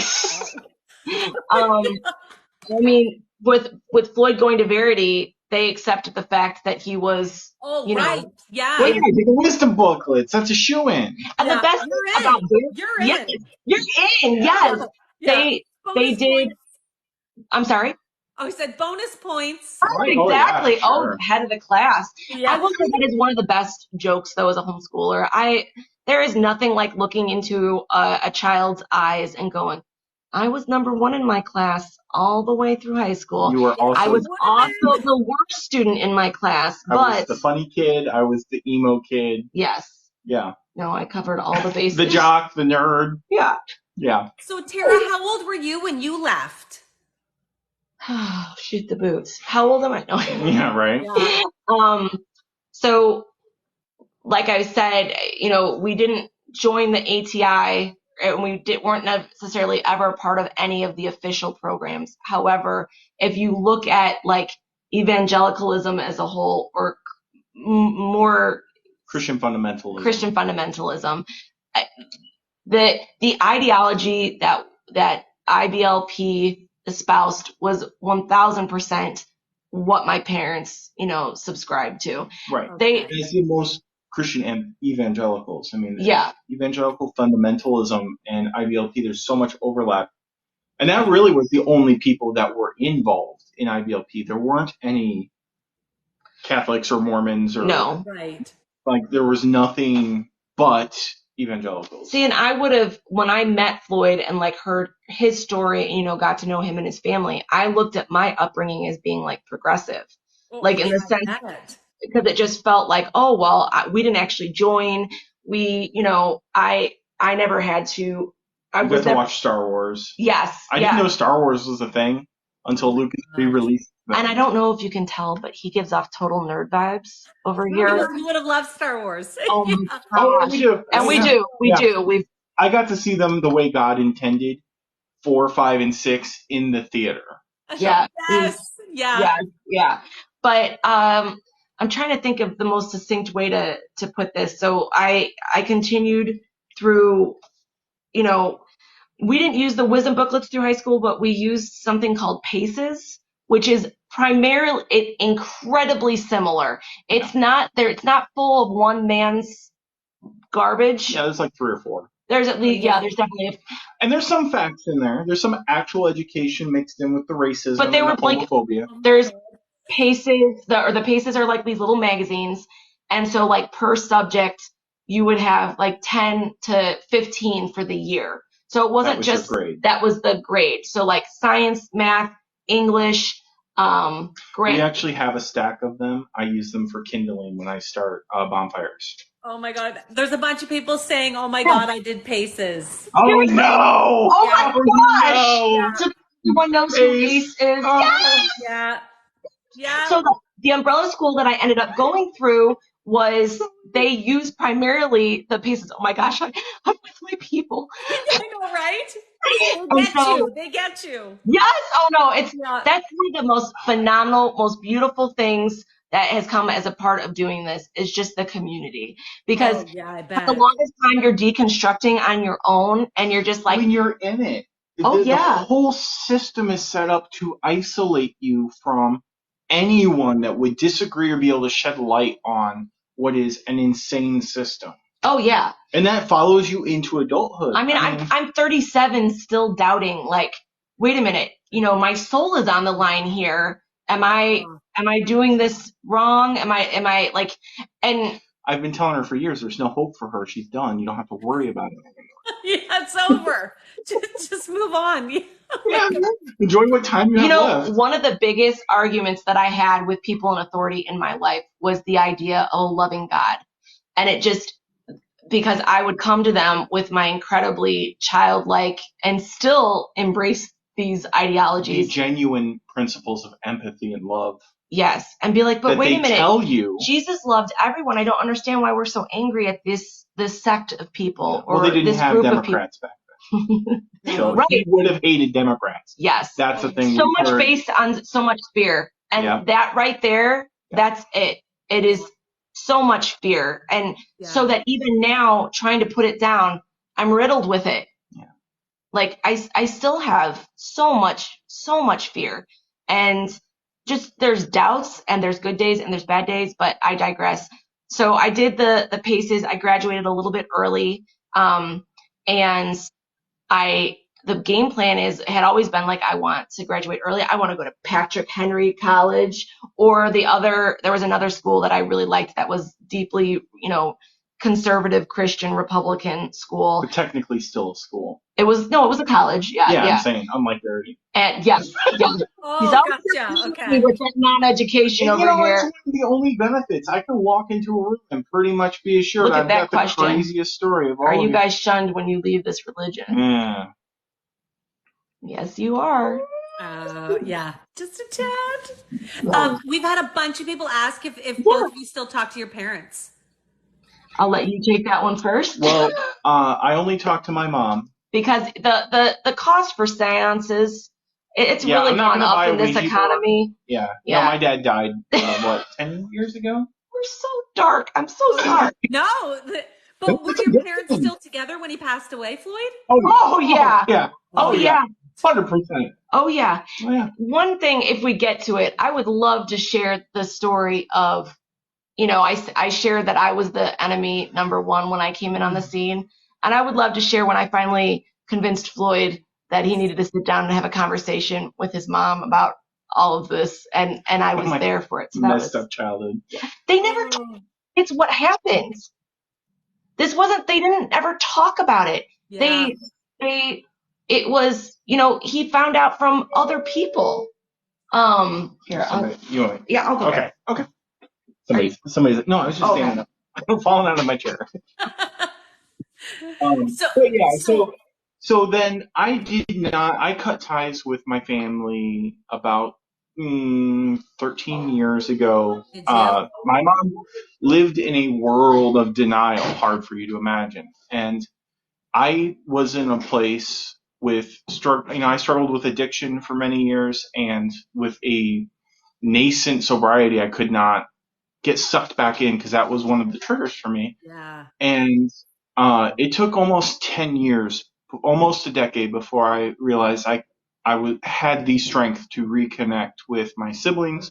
Oh, wow. And then actually eventually I talk to my mom now. It's pretty awkward and very limited, but it's more than zero. It was one of the most out-of-body experiences, though, of our lives. Yeah. When we found out through the grapevine that oh dear Lord, his mom, we really struggled with how to handle the situation in regards to his mom, because at no point were we trying to cause her any grief or any pain or heartache. This wasn't a witch hunt of any kind. Yeah. And, we've got to sleep at night knowing that we've moved forward in empathy and love, always. Yeah. And so we really talked about it. I'm sure, he prayed about it. Our general consensus was, she's probably not going to ever hear about this. She's not very tech savvy. So this wasn't something that we ever. Sleeping dogs lie. Yes. And then we found out through the grapevine that she had indeed seen it and sat down to watch it because that it was going to be about the Duggars. Yeah. Not realizing that did she even know you were on it? No, not until we showed up on screen. Oh my God. And the thing is, the first time you actually see Floyd, I believe they flash a picture in the first episode. There's a couple photos they used in the montage. Of him, and their pictures she took of him. Oh my God. She must have been watching, eating popcorn, and then been like. Yeah. Oh my. Oh, which is exactly what I didn't want to have happen. Like we really deeply Didn't think she would. yes. Even if she heard about it, that she wouldn't watch it. And so she was sitting there and she's like, that's Floyd and Tara. Oh, okay. And then the even more shocking part of the story is the text message we received that she was very proud of us. What? And the insane thing about that is she still is very much subscribes to. She doesn't see a whole lot wrong with the ideology. No. So she's still or like Bill Gothard. wildly. Or Bill. Yeah. And so just the idea that still a little bit of denial in her life. That she could, go, that she could even put that down somehow and say, I'm proud of you. Even if she lied. Even if she's lying. Yeah, that's huge. Yeah, I thought for sure, like one of those Nelson Mandela effect things had happened where the universe had split and I was in the wrong one. Yeah. So, like, come again? Yeah. Yeah, exactly. So that was weird. definitely still weird. Yeah, no, definitely very strange. I can't even imagine. Did she call you in like mid-watch or did she watch it all and then call you? We don't have that kind of relationship with her at all. We actually found out through one of his siblings. Yeah. Okay. It wasn't even a direct text message. It was, oh my gosh, I just got a call from mom. And I was like, right. Oh my God. So do you still speak with your siblings? Like, are they still involved in the IBLP or they left as well? So I reconnected with them first and really reestablished a good relationship with both of them, and very grateful for that. And they both got out for the most part. I mean, cut ties entirely with IBLP. IBLP, Christian fundamentalism. Which is, is a fascinating fact that Tara keeps mentioning. The fact that there are very, very few second generation IBLP kids. Good point. To really highlight to people how freaking awful it was. Like this should have been something that, they were raising up this generation. There were 12 kids in most families. Yeah. Even if half of them did, it should have grown. There's still, right. And there's still many of these people who are homeschooling, but they're not using IBLP. Like this isn't, that is such a small number in comparison that, it's, that to me, when I thought about that, I was like, oh, that's mind-boggling. It's a signal. Yeah, absolutely. Sure. And then what was the question we were answering that you'd asked? Oh, if you still speak with your families. Yeah. I don't. Technically, you do. Do I? Yeah. Okay. Or you would. I would. That's the answer that I can give. Is that I would. Yeah. And people wanted to know too, like, was blanket training part of your life, or was, don't spare the rod or spare the rod, spoil the child or whatever? Was that part of your upbringings? I mean, so blanket training was not, I would say that the second part of that sentence was. Oh, absolutely. My parents had a oak rod that had the words foolishness remover wood burned into it. Stop it. Yeah. So is that not normal for people? That's a fun gift someone bought. I'm pretty sure my father made that. I was going to say, can you imagine the call for that? Like, can you make a rod and write this on it? Like, you hang up, you call DCFS, and you're like, hey, this guy just called me. Red flag here. Yeah. Yeah. So do you remember it being used on you? Oh, yeah. So of my 3 siblings, we all had a different philosophy of dealing with my parents. And this is a thing that I love to say. IBLP didn't necessarily make any of us better people. It just made us really good at hiding things. So I learned that it was way easier to just say what they wanted you to say and do whatever you want to do without them. I had a TV in my room. I had an internet connection in my room that I wired up myself. Sometimes I'd fall asleep with the modem still on. My mom would wake up and the phone's blaring modem noise. She's like, Floyd, fix the computer. And I'd be like, oh, something's wrong. And I'd go fix it. Never knew I had one in the room. I got really good at hiding things, which is a skill that did not serve me well later in life. Yeah, when you end up, dealing with trauma through addiction. And hiding. Yeah, one of the parts of our story together that people have a hard time believing is when he did start drinking and he was hiding it from me, I didn't know what a drunk person looked like. Oh, Yeah. right. I didn't even think of that. So people did not believe me. Like, oh, Tara, you were in denial. Hard to believe ourselves. Tara, blah, blah, blah, and good God, no wonder I feel like I've been gaslit my entire life. Right. Dear heavens. But like, people didn't believe that I had no freaking clue that he was drunk. Yeah. Or that he was hung over. I didn't know what being hung over was. I didn't know any of that. So, I mean, it's not to say that we hadn't drank in our lives or that I, as a result of having some wine, didn't wake up hung over the next day. I just didn't know what it looked like habitually or long scale, like more than one night, like. But yeah, I figured out how to hide things. Yeah, you would. One of my other siblings went the direct confrontation route and endured a lot of abuse as a result of it. And my other sibling kind of wavered somewhere in the middle. And one year, the foolishness remover disappeared. One of my siblings hid it because it had been used too much. And we eventually found it stuffed under a cushion somewhere. Oh my gosh. And it didn't matter. They made another one, and then we had two. So. Yeah. That was definitely. Does anyone in the comments in the chat or have you heard of James Dobson? I haven't. Okay. Oh, good Lord. If anybody else has. I would love to have a good Jimmy D talk with anyone. Maybe we should. Hi, Lovey. Everybody, people are saying oh my yes. Gosh, yeses. I'm sorry to every yes. So the spare the rod, spoil the child was definitely something that was widely. He was a big fan. Yes. So one of the projects that I want to do as a result of having done this documentary and just as a part of my deconstruction, I want to read the James Dobson book, The Strong-Willed Child. The Strong-Willed Child, because that is the book.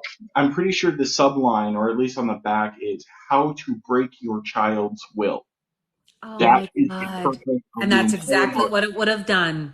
Yeah. And the other thing is, I was talking with Chad from the documentary, and I told him that one of my goals was to read The Strong-Willed Child, and he said, you're going to have a hard time with the dog section or something to do with the dog. I think it was. Oh, yeah.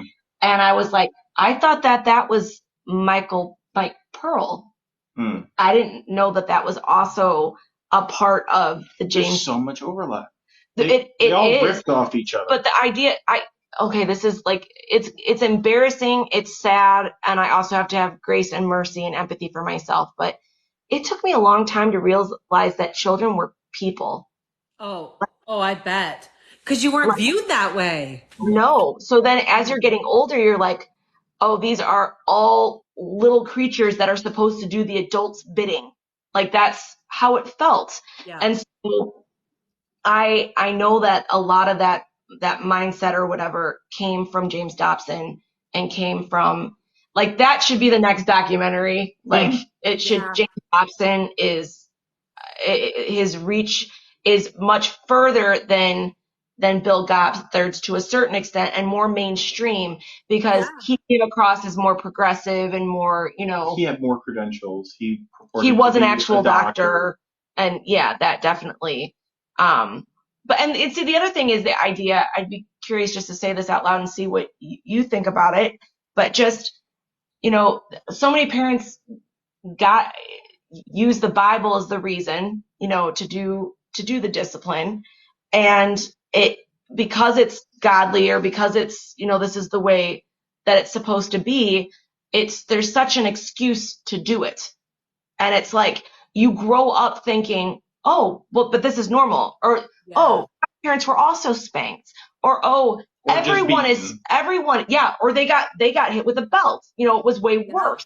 So it's like, oh, we are way more, Here's a system. We won't do it too much.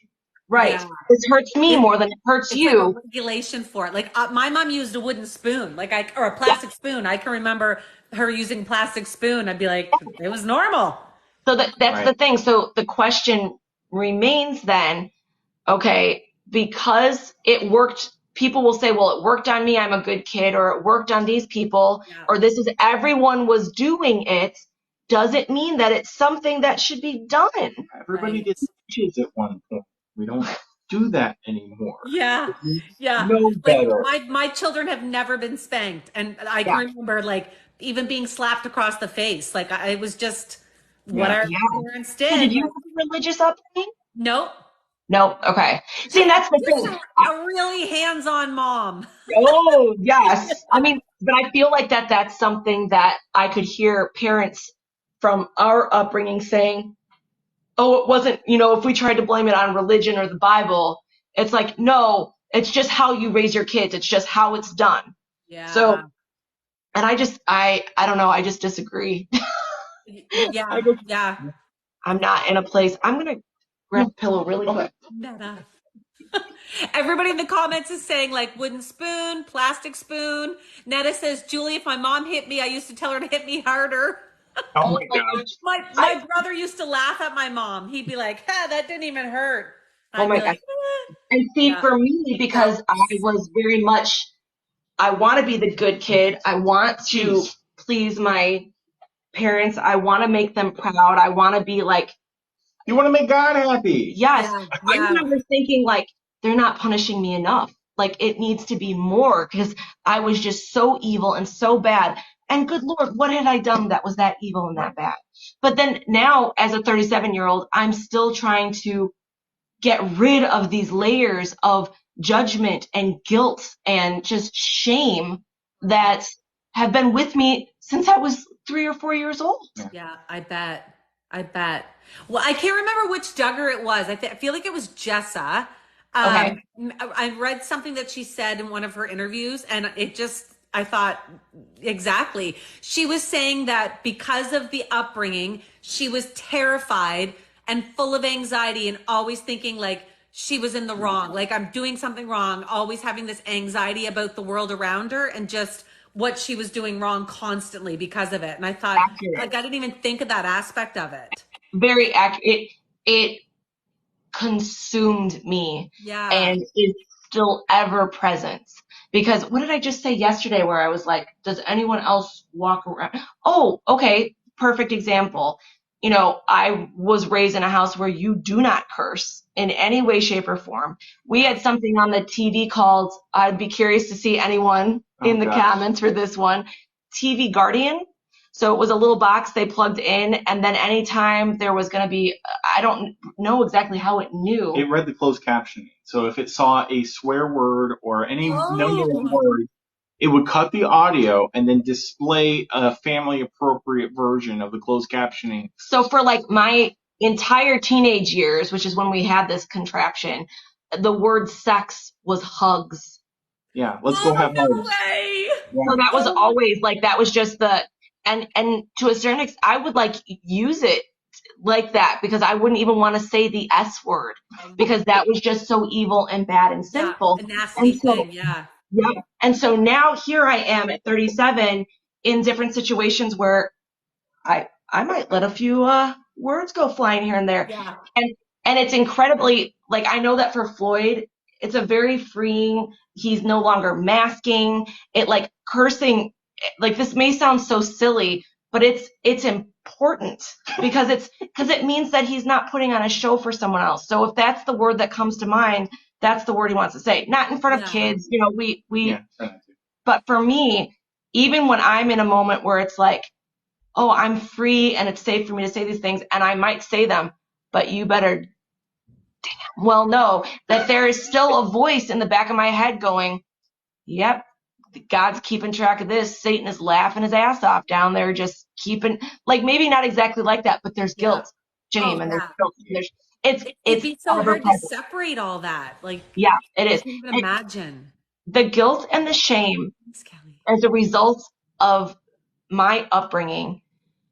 Again, this is not me pointing fingers at my parents at all. Yeah. This is just looking at just I this. reserve the right to point fingers. Okay.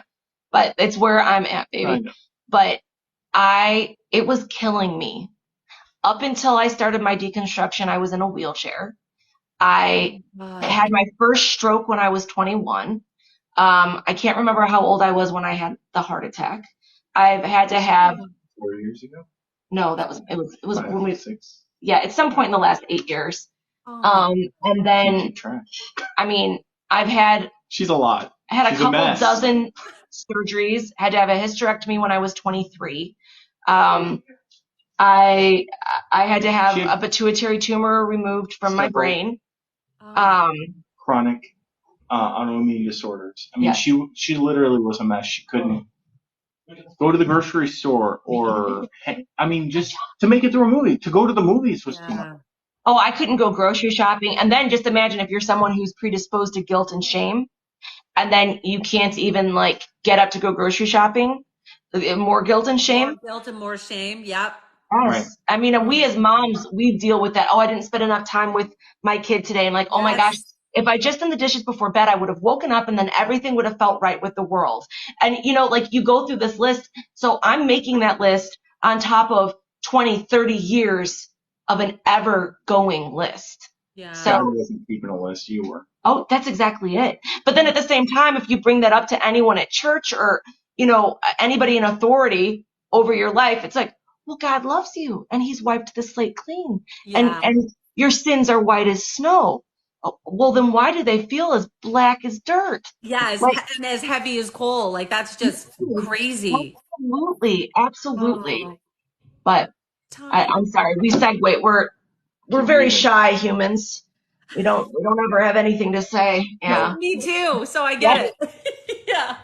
Oh my gosh. And you are, I'm gonna read that comment because it said, "You're a natural at this, Julie. Proud of you for getting these interviews." You are a natural. Round of applause for Julie.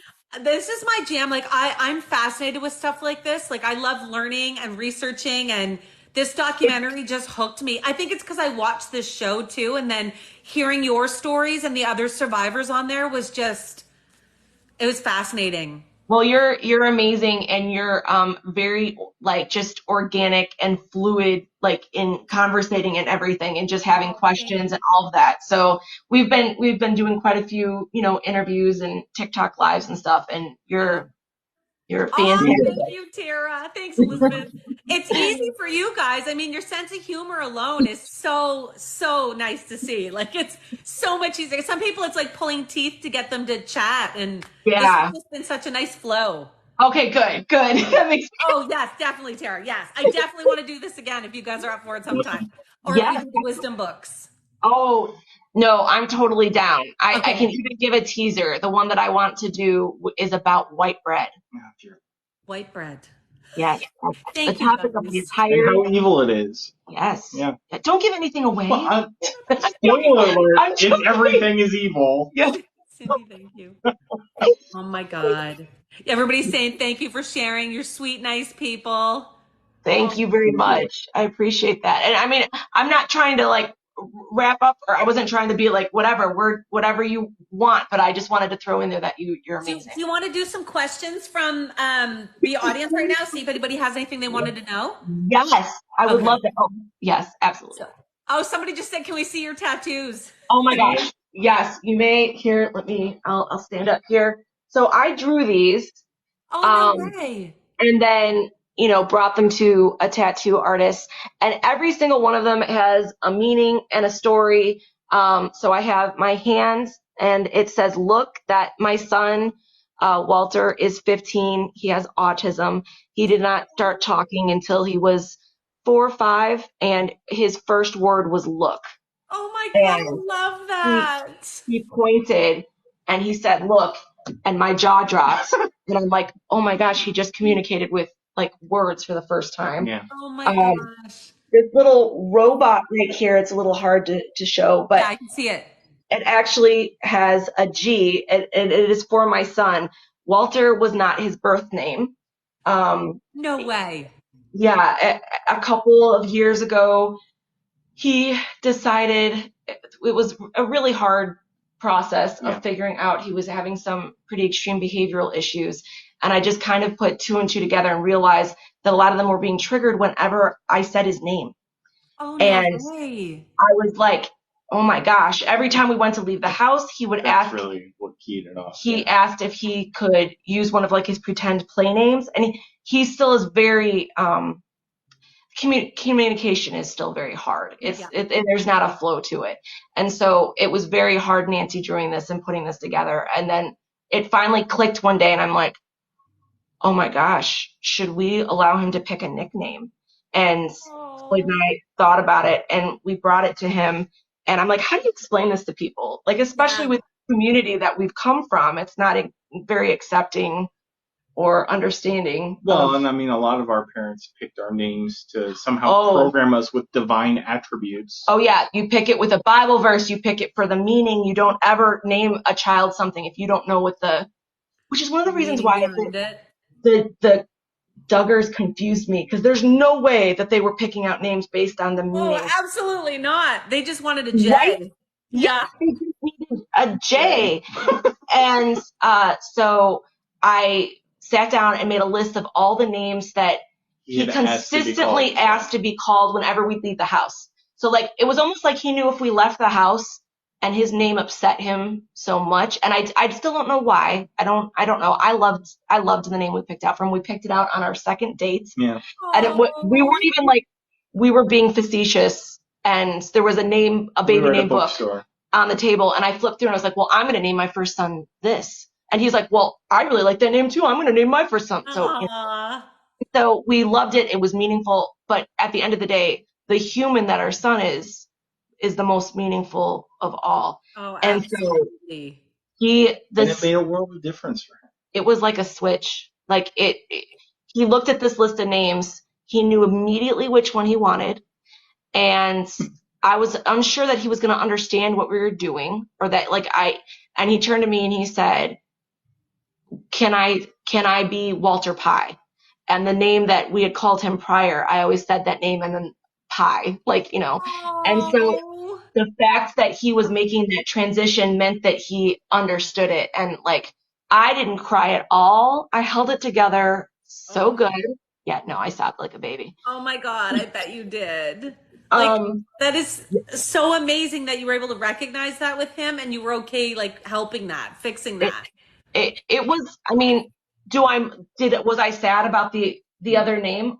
Yes, I was. But again, oh my gosh, how silly would it be if I was like, no, you're going to figure out how to get past it. It's triggering, but it's your name. Yeah. What our parents would have told us. Oh, yeah. Absolutely. That was always something so meaningful. Yeah.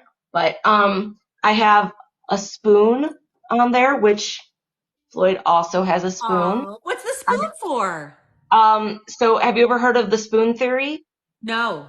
So it has to do with when you've got a chronic illness, and that someone was trying to explain it to a friend, what it was like living with a chronic illness or an autoimmune disease. And she gathered all the spoons up at the cafe that they were sitting at, and she handed them to her friend, and she said, okay, I'm going to walk you through my day. Every time you do something, you're going to put a spoon down. And so by the time she got to lunch, she had no more spoons.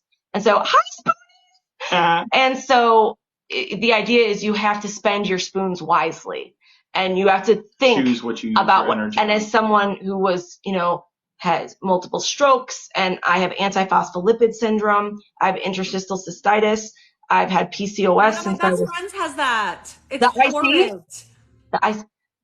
It is, and it's something that unless you know someone with it or walk it, people are just not gonna get. They don't get it at all. There's it's constant bladder infections, constant stretching, or whatever the fluid is they put, constant. It is. Oh yeah, the distensions. Yes. And they say there's a horrifying statistic. I don't want to be triggering, but nearly half of people who have IC can end up passing away, and it's not from the disease, because it is one of the most painful. You got off the boards because of that. Oh, I had to. I lost too many friends. I couldn't stay on the groups because of that. But oh my God, we both have a spoon. One, to remind me to spend my spoons wisely. And when I run out of spoons, He's got, he's Tara. Oh my God, I love that. My other I love you tattoo. guys. That is, Here, I gotta show the other one because I'm very proud of this because she designed both. There you can kind of see. it's a little mushroom cloud. Yeah, and she drew that one. oh my Yeah. God. That was, I love American traditional tattoos. And I Yeah. really want to get a tattoo for having done this process and gone through this of a Uh, butterfly. And like, just coming out of the cocoon that my parents tried to keep me safe in, and now Yeah. trying to come from I that. tried to convince her to get a tattoo of Jim Bob Duggar's face, but she's oh my God. I'm just no fun. What can I say? she's not a very obedient wife. Yeah, no. I'll have to do some more. Just a big letter J, and everyone will know what it is. Oh, Like, dear oh my Lord. Baby, come on, you got to get that bob in there. oh my God. Seriously. With 20 little kittens. Oh, Oh, I yeah, know, we could do the right? shading with Yeah. J's. Oh God, why are we That's so devoting gross. any more thought to us? Okay, hold on, guys. We'll get questions. So, who else had a question? I know I saw some a few minutes ago. Have you heard of the Jube family? They're another homeschool family with a similar background. I have Jube? not heard of that family. I haven't either. Have you guys heard of Word of Life in upstate New York? I was a student so strict with a lot of rules. Louis, my cousin, went to Word of Life. I was just gonna say, Word of Life is super Very familiar. I feel Yeah. like there would have been like a brochure. Was it in a mentioned in a magazine? Like I'm sure I heard about it, but I don't know much about it. I had a cousin that went to Word of Life, and then another cousin went to, it was in Virginia. It was a Catholic, like a Bible college as well. It's really popular. Oh, I can't think what it's called. Jim Bob would just die looking at that tat sleeve. Oh my God. Somebody would yell Nike and they'd all avert their eyes. Oh my gosh. Oh my gosh. One of the questions that Liberty. people. Somebody just said Liberty University. Thank you. Liberty University in Virginia. Oh, Okay. Yeah. Okay. Yep. I'm familiar with that place too. Yeah. Yeah, my cousin went I there. had to block their YouTube ads because it's too triggering. I bet they Oh are. my Oh my Um, gosh. Through the- gosh. Let's see Lynchburg, here. Virginia. I've seen people asking about, are you all religious now? Oh yeah. What are your beliefs? What have you done? So I'll start this one out. Yeah. When you look at the girl sitting in the chair for Shiny Happy People, the girl being me, I look at her and I go, oh, sweet honey child, girlfriend, you have no idea. You are going to stand up from that chair after sitting and talking deeply about this for 8-9 hours. You're going to walk out the doors and you are going to collapse into your husband's arms sobbing because you aren't going to believe that if your parents or your family watches this anymore, that they're going to love you. And to have the ability to think that thought and then say it out loud to Floyd, I thought I was I thought I was deconstructed. Like I thought walking in and like that I had this big, like I was in this great headspace, and I was, to be able to participate, I was, but it really was eye-opening to the conditional love that is kind of offered through this and through Christian fundamentalism. And so it started a process. We filmed in January of 2022 for Shiny Happy People, and the following year and some odd months before it came out, filming and it coming out, were some of the darkest, just heaviest, hardest days of my life. And I would love to sit here and be like, I totally have the answer for me. Like, I'm not going to pretend to have the answer for anyone else, but I'm not there yet.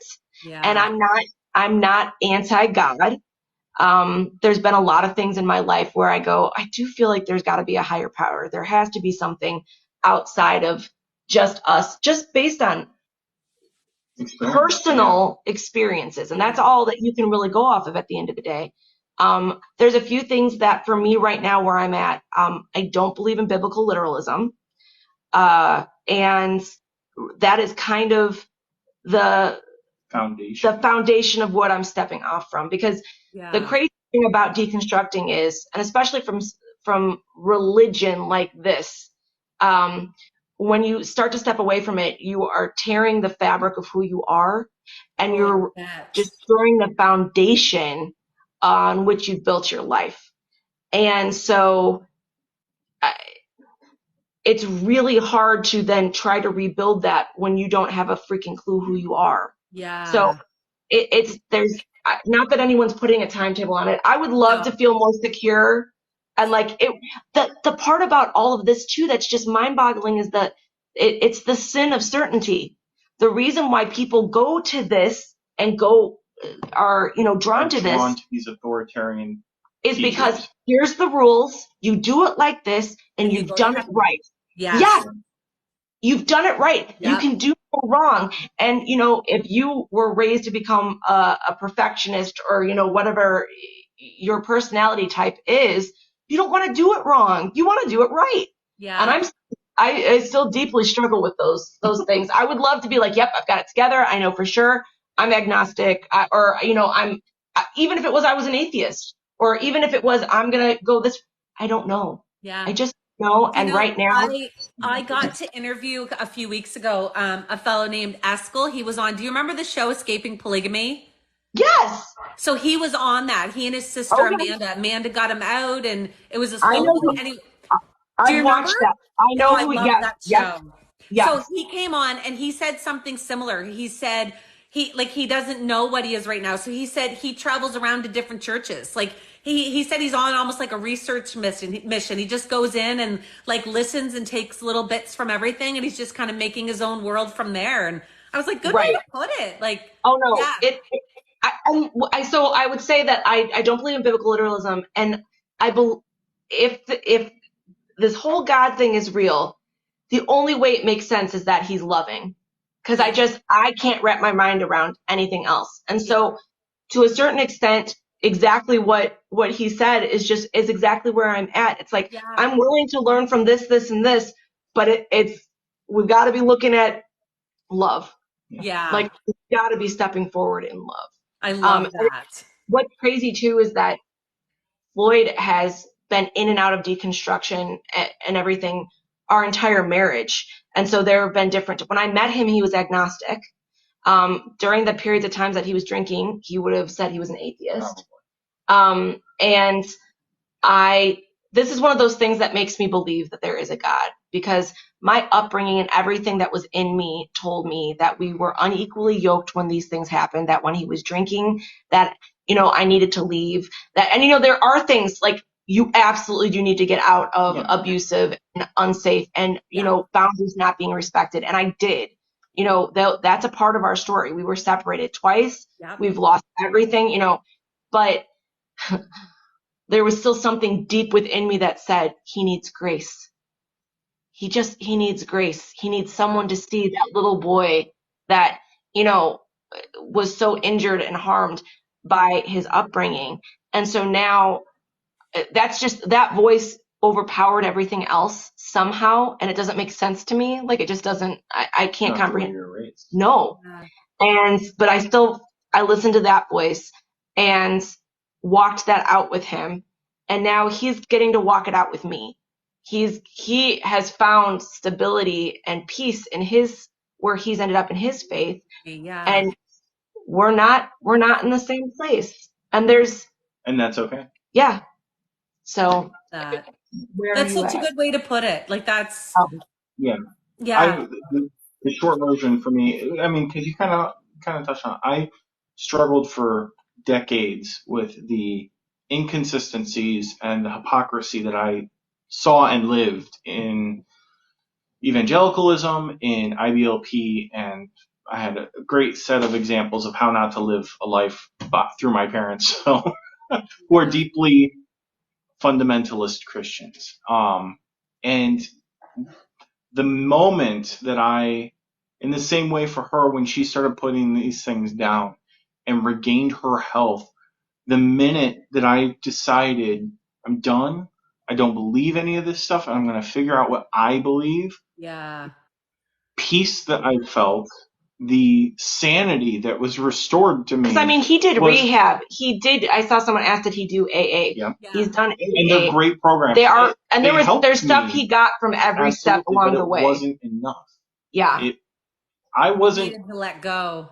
I was trying to ablate my consciousness. I could not deal with the reality that as viewed through the lens of that ideology that I've been raised with. Yeah.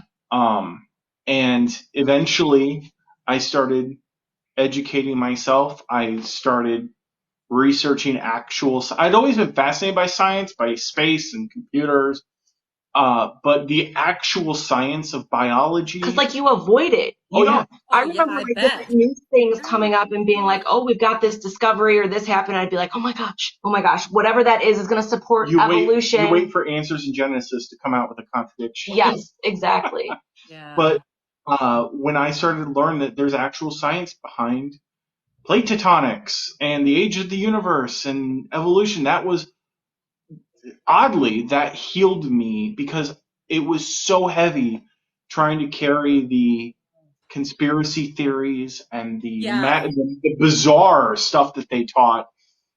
And then spiritually, I came somewhat, again, short version, somewhat miraculously, I found out about Eastern Christianity. Turns out that the way that America isn't the way that the rest of the world does. Western theology it's a lot. So it's so toxic. I found a version of people who follow Jesus, who love and don't judge, and you do you, deal with your own shit, don't worry about anybody else. And they view the Bible as like that it was letters written by men. To be literal. And that it was exactly. And a group of men. Yes. And it's highly revered, but it's not the final authority. It's not the end all be all. Right. Like reality. And I think that's where the biggest problem comes is when people look at that book that's written by these men and take that as gospel in today's world and believe that you have to follow everything in there, no matter how hateful and hurtful and whatever it is. It's like, yeah. And one of the craziest things about it is I have watched this man suffer for how long, and he kind of did this a little sneaky, Julie. It was an accident. He kind of was trying to find answers, but I was still very fundy, and he was afraid to tell me like some of the stuff that he was finding. But what was happening was childhood snuck up on me. Yeah, his eyes changed. Like I would wake up and I would see him and we'd be talking. He'd be talking. I'd be looking at his eyes. What the hell? Why? What is so different? There's peace. And that's like amazing. all of a sudden he went from just certain situations could make him upset or angry to him being like, oh, I wonder how we can help. And I'm like, like he's always been a great guy. Don't get me wrong. But like, just we all have these certain triggers and it's just like, well, I've been trying to get you to say that for like 20 years. What on earth is happening here? So yeah, sorry. Any other questions? Yeah, guys, we'll do a couple more questions. I've just kept you on here for 2 hours. I hope that's okay. Yes. I hope it's okay for you. Oh, yes. Oh, my gosh. Absolutely. I'm fascinated with this, and I was so excited to talk with you guys today. Oh, my gosh. Yes. Okay. All right. Let me see what we've got. I love some people are making comments about when they left Christianity and how they feel like inner peace now. And how does the IBLP deal with someone with autism? I saw that question earlier and I paused it on there, but then there was like 100 more comments. I was like, I gotta go back. I think that is such a phenomenal question. First of all, I'm torn. At the end of the day, I have an example. I'm just gonna preface it by saying not well. Yes, and I will give a short answer. I was recently looking for information near where I live. For like a co-op for my son to join. Yeah. And I very specifically now try to find non-religiously affiliated co-ops. Yeah. But I was feeling kind of I don't know, desperate, I guess. Childhood trauma. It's Yeah, okay. no. And so I was like, well, I want to get him in for this one thing, yada, yada, yada. And I call and this guy answers and I'm just like, how do you guys handle, kids with autism? And he said, well, first of all, autism is a label from the government.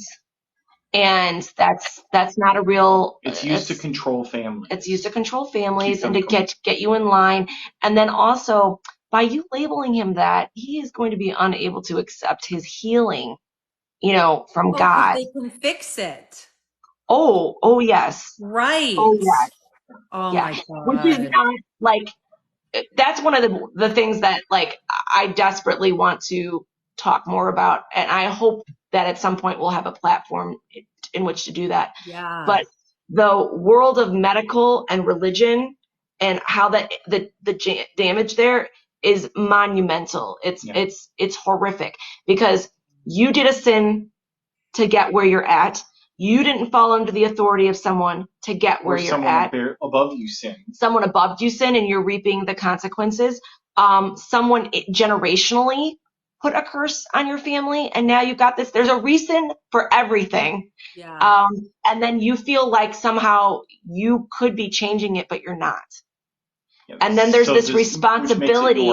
So then like, I remember being sick in bed and like people would say, oh, well, Tara, I think you committed a sin as a child that you just need to ask God to show you and to, beg forgiveness for. And I'd be like, so then that means I'm choosing this if I don't? That means I'm choosing to live in bed and not be the mom or the wife that I want to be because of a sin I committed, because I can't figure out what that sin is? No. That's crazy. Like just crazy. Someone said, Sharon just said, what's their TikTok? Guys, all you have to do is click on the advocate of average, their name, and there should be a little plus by it and you can follow them that way. Thank you so much for sharing that. Yes. Advocate average, not because we've had average things not allowed during our lives. And now we're like, hey, let's make those things happen. Yeah. We're okay with this. Yeah. Yes, exactly. Oh my God. Oh my gosh. Are you guys up for one more? Absolutely. Why not? How did your religion view mental health issues? I was raised reputation over mental health problems. Oh, Louie.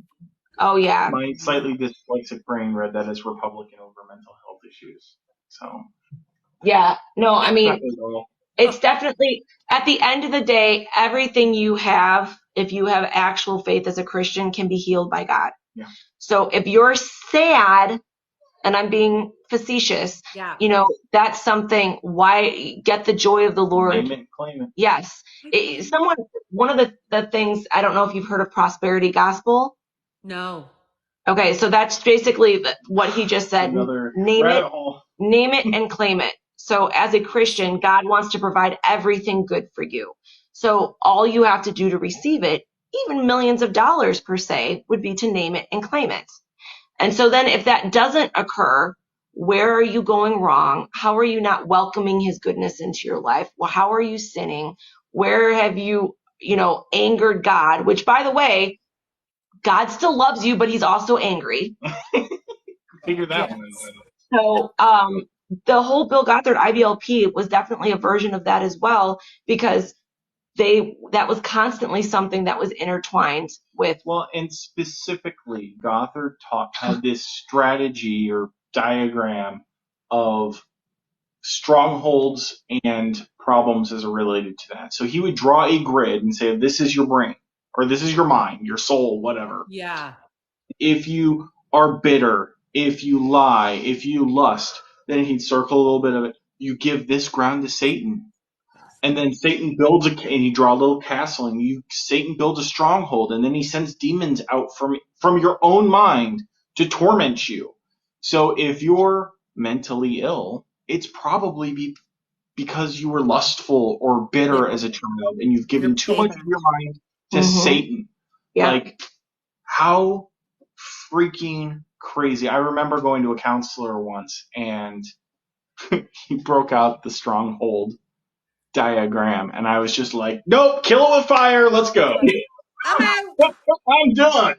Oh my God. Because I really needed a counselor. That was a mess. Yeah. But just through that noise. Yeah. one person said, what was your biggest deciding factor in leaving the religion? And I just wanted to answer that really quickly. Um, at no point for either of us was there like a point where you're just like, A moment. oh, this is just done. I'm out. It's something that happens gradually and slowly. And I mean, that might happen for other people, but I just wanted to say that for anyone who is still in the process of deconstructing or figuring that out, this isn't a one and done situation. It's a process. It's a And religion. If you're an IBLP, get the hell out. oh yeah, for Cut sure. ties right now. Yeah. Yes. Yes. Anything that tells you that women are, inferior to men, yeah, Yeah. that's not If anybody healthy. starts drawing an umbrella, get out. Get out. As soon as you We see should your make a here's umbrella, tap it out. Yeah, Yeah. yeah, We're done. yeah. A bingo card. Yeah, Oh right. my gosh. Seriously. That's fine. Well, are you guys up for either Tara, you and I chatting about the wisdom book sometimes, or maybe just doing this again like a question period Yes, some night? yes, Okay. absolutely. That would be Okay. amazing. Yeah, I would love that as long as you guys are up for it. Oh I'll yeah. reach out and we'll plan something else maybe the next Okay. week or so. That sounds good. And Awesome. when we Okay. figure it out, we were on a trip to see his family and still wanted to make this happen, but I just didn't have the bandwidth to like advertise this on my page or anything like that. Oh, So, that's okay. Yeah. but I'll be happy to make a video or something once we get to that. And if anybody wants to follow